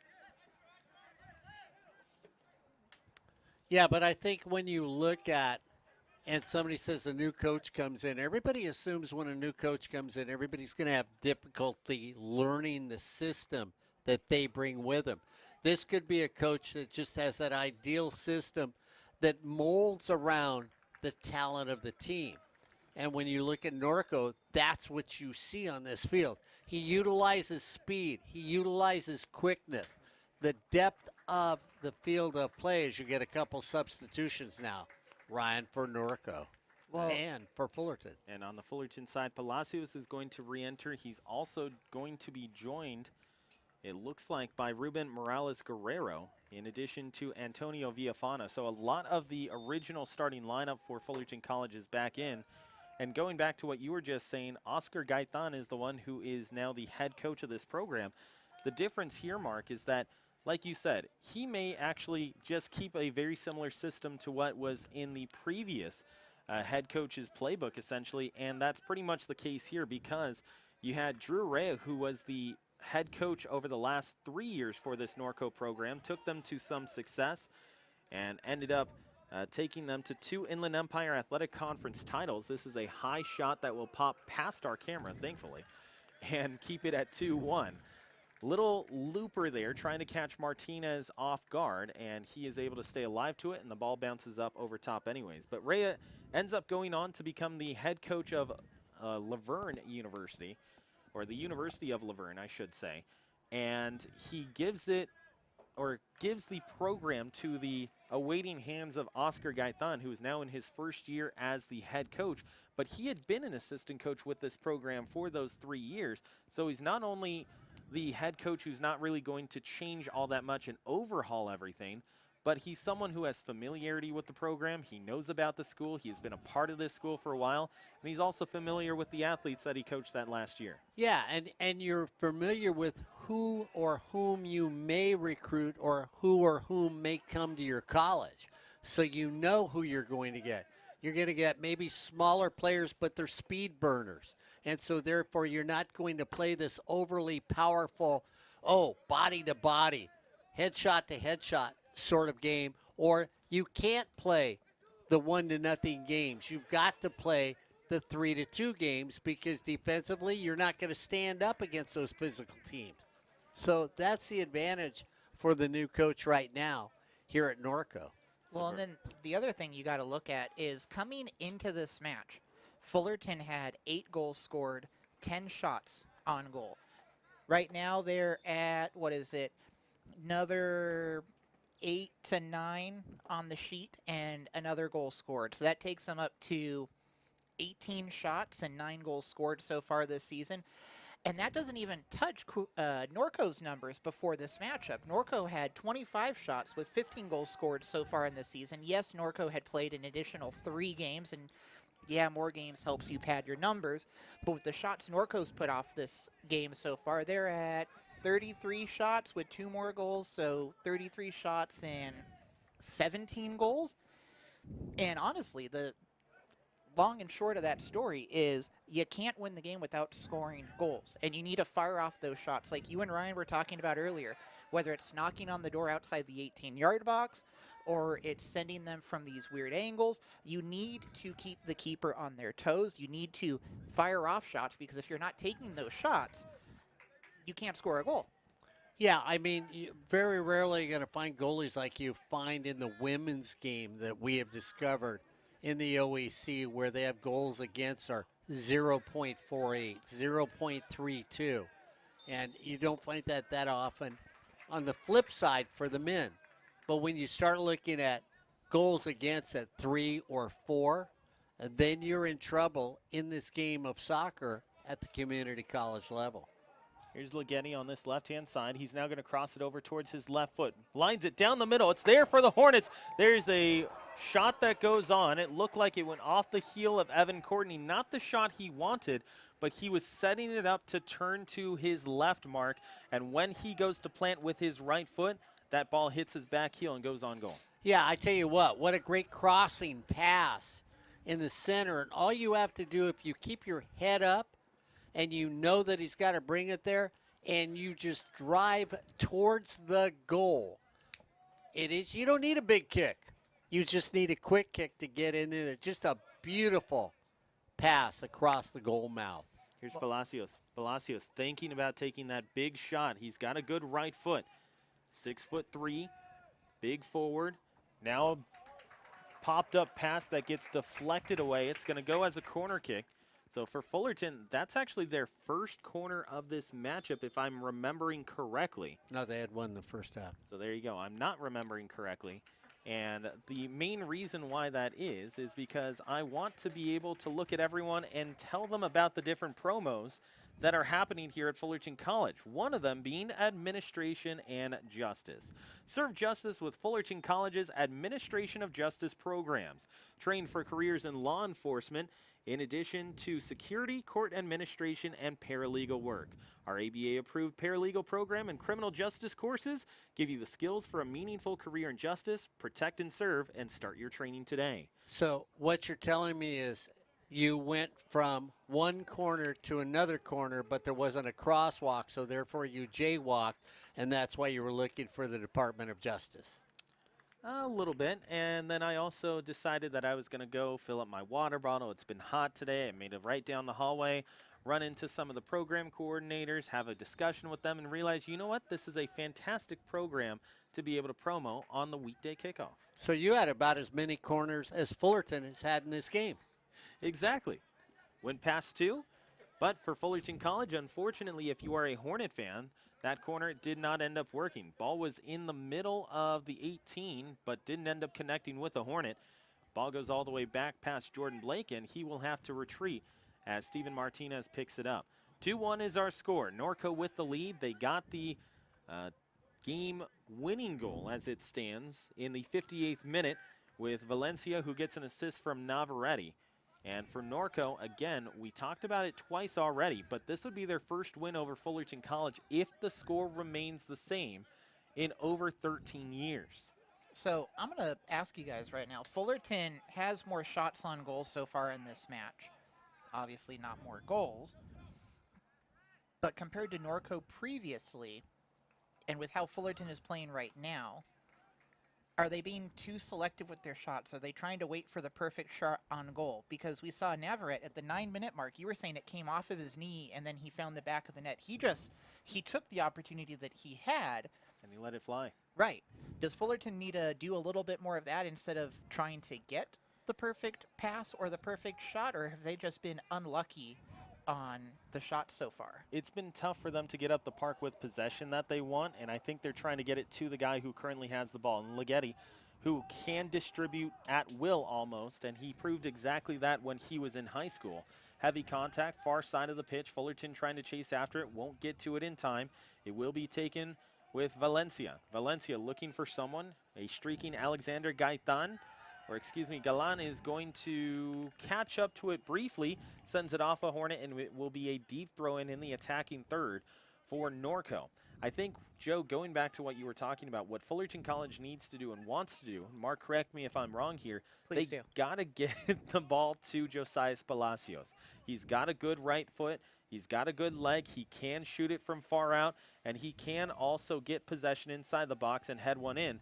But the question is, can they get him the ball? And that's what they have to set up for. Yeah, and I agree with that, Ryan, and I think you have to have your head up when Palacios has the ball because I think he's a wonderful facilitator to other people on the field. And I'm going to go with the unlucky part, Joe. I thought he made a great pass. You had 2 Hornets down in the mouth of the goal. All you needed to do was get your foot on the ball with a little solid hit, and this game is all tied up. So I think they've been a little unlucky, and I think Palacios, who can score, needs to also say to his brothers that are out there, hey, guys, if I'm coming down the left and the right and you're in the middle, you need to be watching for my pass because I'm going to lay it at your feet. I think we need to see a little more variety on the offense as well. We saw that last year, and we talked about last game about how we think that's one of the things that led them to success because 2 years ago, when Misael was their golden boot on the field, by the end of the season, he was getting double, triple, quadruple teamed. I've seen at least a handful of occasions where Palacios had three Mustangs on him within seconds of receiving a ball. Evan Courtney has also made his way on the goal score sheet this season. Maybe feed him the ball a couple times, have some confidence in some of your other forwards that they can find the back of the net, diversify that scoring, create more variety. That way they can't just single out one main goal scorer on your squad. So it kind of goes back to the conversation that you and Mark had earlier. Just like a good portfolio, you need to make sure that you diversify and give yourself multiple options. Here's a shot that's going to go up and high, and it will be a goal kick coming up for Steven Martinez and Fullerton College. Yeah, and I think when you look at Norco, Norco tries to open up the field and spread it too, and that's the other thing. Do you play the center of the field and you crowd each other? Do you go wide? I mean, I saw today when I watched Mount Sac, they went wide and their crossing passes were so beautiful that you just sat there and said, wow, what a difficult team to defend. Now, is that how they're going to play all season? I don't think so, but they did today against a team they could take advantage of, and that's the other thing. Hey, you've got to take advantage of what you are given and do something with it. If you're given lemons, make lemonade. Well, that's part of the reason why you go up the wings and you pass it to the center of the field. That's also part of the reason why you guys were saying Norco and their kind of tiki-taka style passing last week. You create those passing lanes to try to pull people out of position. Try to create opportune moments for yourself on the attacking side of the ball. Villafana just a few moments ago had an excellent run going from about midfield all the way in towards the 6-yard box. However, Mark, you look at that last attack.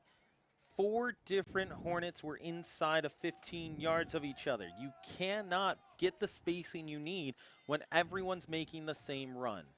Yeah, absolutely, Ryan, because, I mean, if it's a crowded freeway, then take a surface street. Well, you can make those runs, but one of them has to be a dummy run, and it has to be something that you guys are aware of, and it goes back to kind of the logic that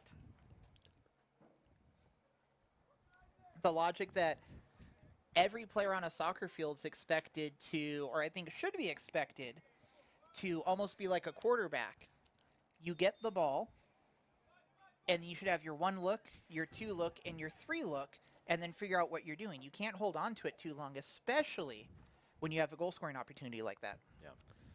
And Yeah, there's a good Joe, one. that's absolutely right. I think if he'd have looked for somebody to pass to, he took it all the way down to the goal. He should have had his eyes open looking for his brothers. Thanks, Peanut Gallery.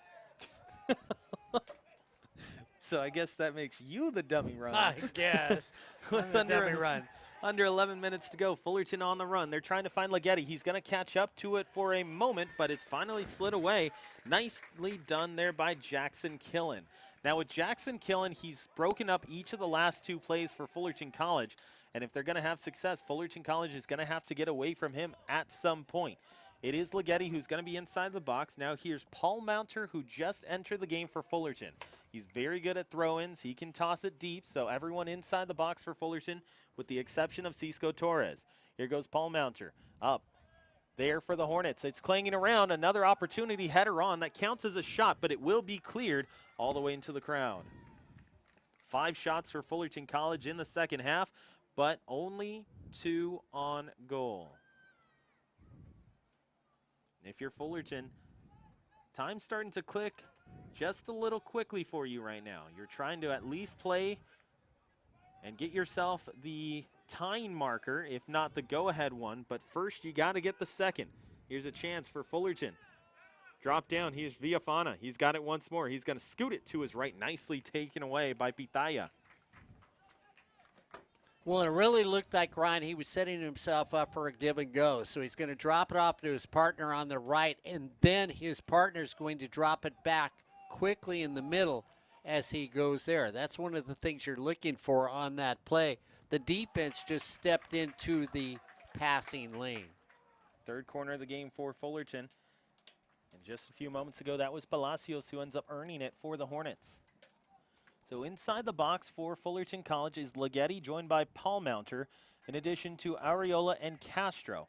They're also joined by Brandon Acevedo. They brought pretty much the entire squad forward for this one. With the exception of Cisco Torres. Up into the air. It's there for the Hornets. Up to the right and wide. Another shot for Fullerton College, but it just doesn't connect. And that will be a goal kick coming up. Bench for Fullerton gets loud and rowdy, and it will be possession to Norco. As Norco gets set to take the ball up the park, we want to let you know about the Fullerton College Cosmetology Program. Transform lives and launch your beauty career with Fullerton College's Cosmetology Program. Complete your 1,600-hour training in just 1 year with our day program, or choose evenings over 2.5 years. With flexible schedules and comprehensive training, your beauty career starts here at Fullerton College.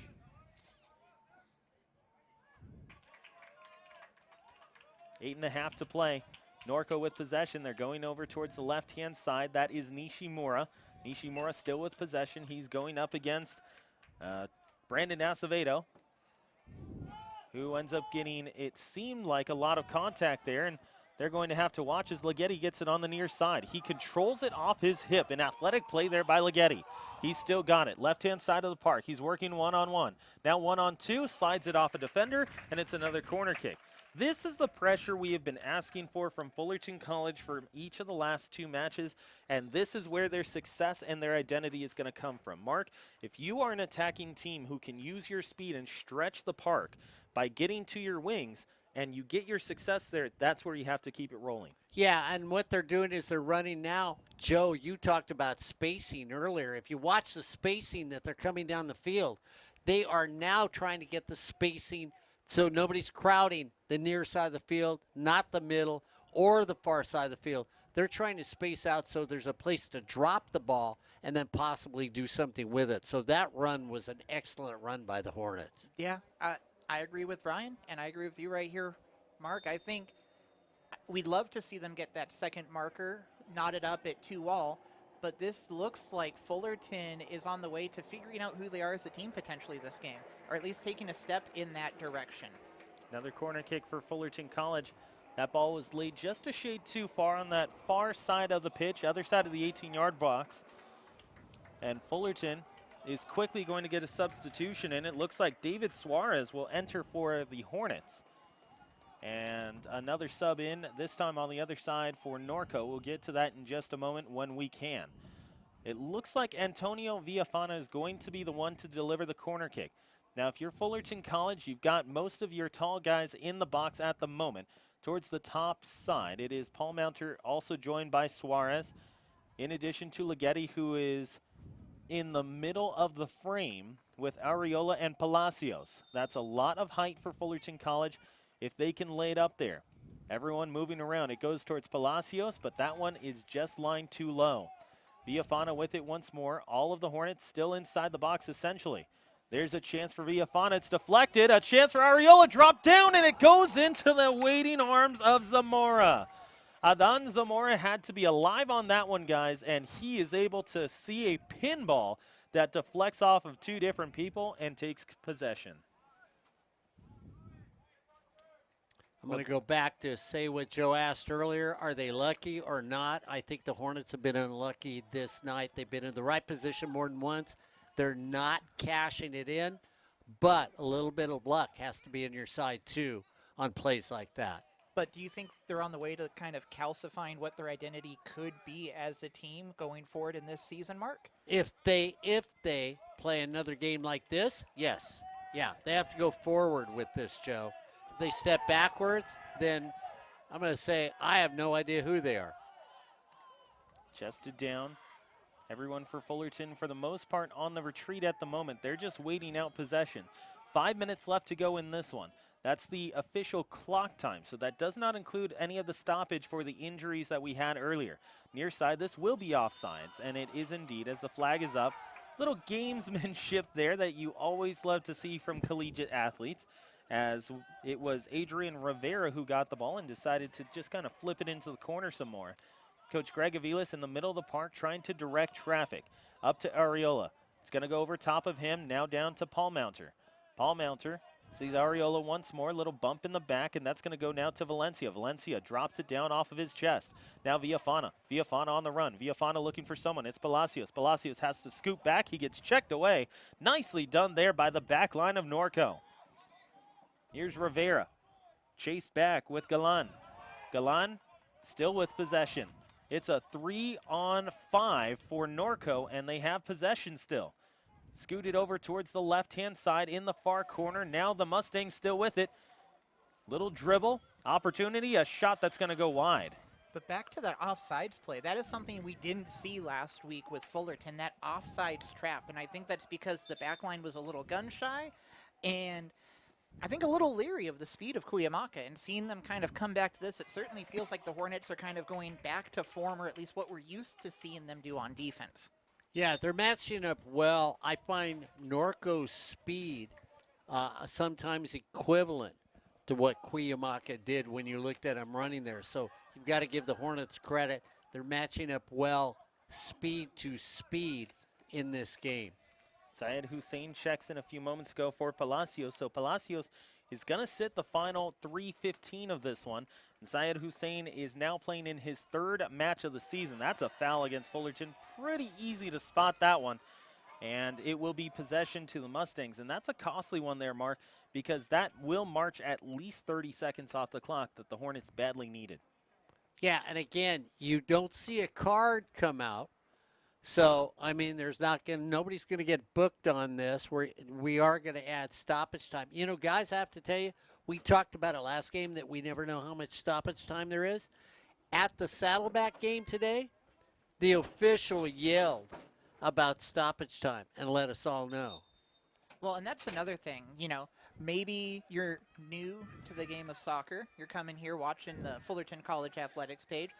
And a lot of people like to complain, especially in the men's game of soccer. And I know we talked about this last season. But sometimes when these guys go down, it's like Ryan said, 30 seconds off the clock. It's a way, help your teammates maybe catch their breath. Help run down the clock. It's the equivalent of letting the play clock in a football game kind of run down as close to 0 as possible before you make the snap. Cool hand, Corey, once again, comes big time. He's got the assist there. Under 2 minutes to play, the clock will stop, so now we're into stoppage time, and that's a tough pass to leave up because it's going to be picked up by Adan Zamora. No. And Zamora. No, I'm just saying 2 minutes left and then stoppage time. I like to call this OEC mystery time because the clock stops. It could be 5 seconds, it could be 3 minutes, it could be 7, we won't know. And Syed Hussein, lots of contact there, and rightfully so, the official is going to call it. Norco sideline doesn't love it, but, I mean, at this point in the matchup, Mark, everyone's going to have their opinion on every single piece of contact. Oh, yeah. I mean, you know, if it's your team that gets the call, it was a brilliant call. If your team doesn't get the call, I'm not sure what the ref was looking at. This is an interesting spot on the pitch. It's just in range for Cisco Torres to let one fly on goal, but, Mark, it's also in the middle of the park. So now you have to elevator this one over to Ariola on goal. And the save is made by Zamora. Zamora has been spectacular in this one, and he proves exactly why he's the starter for the Mustangs. Good play. Better goalkeeper. I mean, Mark, you mentioned a good play. That was elevated almost perfectly in the spot that they wanted with the exact guy that they wanted. And Ariola puts a good header on. But again, like you mentioned, it's a great piece of goalkeeping there by Zamora. And he easily keeps the Mustangs in this one with a 2-1 advantage. He's so good it hurt my feelings.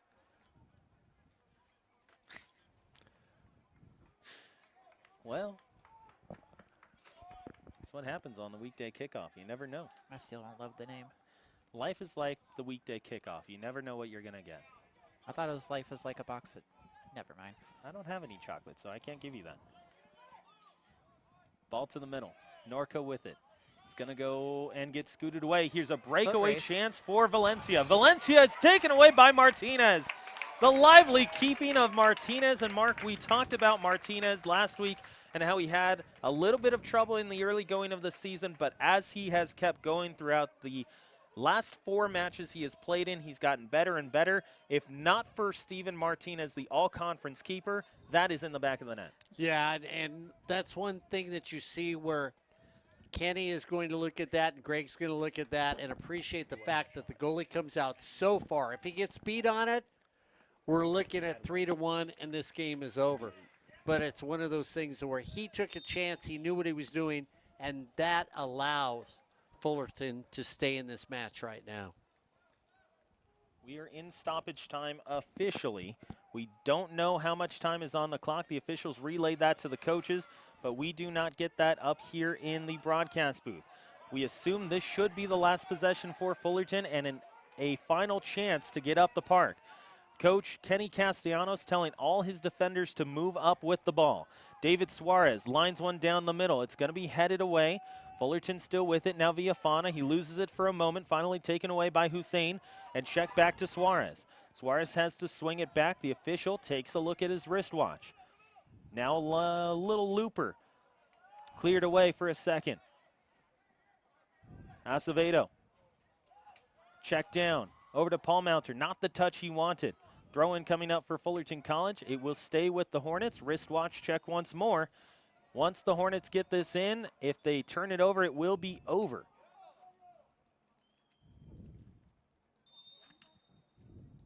Official says bring this one in to Paul Mounter. Paul Mounter up high. Chance once more. Arriola with the shot and a save. So twice Arriola has had it, but Mark, that one just didn't have enough momentum on it for him to be able to get that one on frame like he wanted to.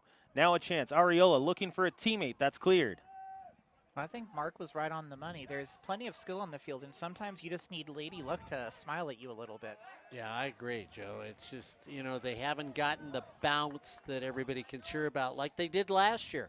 There were times they tied up games, and it was like, I even said it on the air. Yeah, how lucky can you be? Yeah, they last year, a couple times. I mean, we can't call them out. There's been a few games last year they tied up or put the game-winning marker in the back of the net in the final minutes or seconds of a game, just like they almost did right now.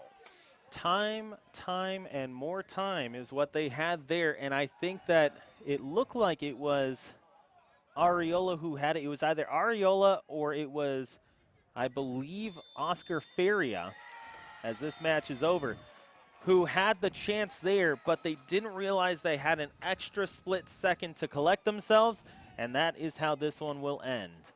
Fullerton College is going to drop to 1-4-2 as they end up dropping this one in a final.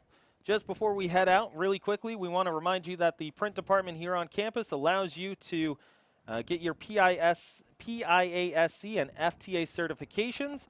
You can do that all right here at Fullerton College and get yourself an opportunity to move forward in a career that you love. That's going to wrap it up for us here tonight. Navarrete with the goal in the 9th, Castro in the 22nd, and the game winner to Valencia in the 58th. A reminder that coming up on Friday, we will have Fullerton College volleyball at 6 p.m., in addition to Fullerton College football at 12 p.m. on Saturday.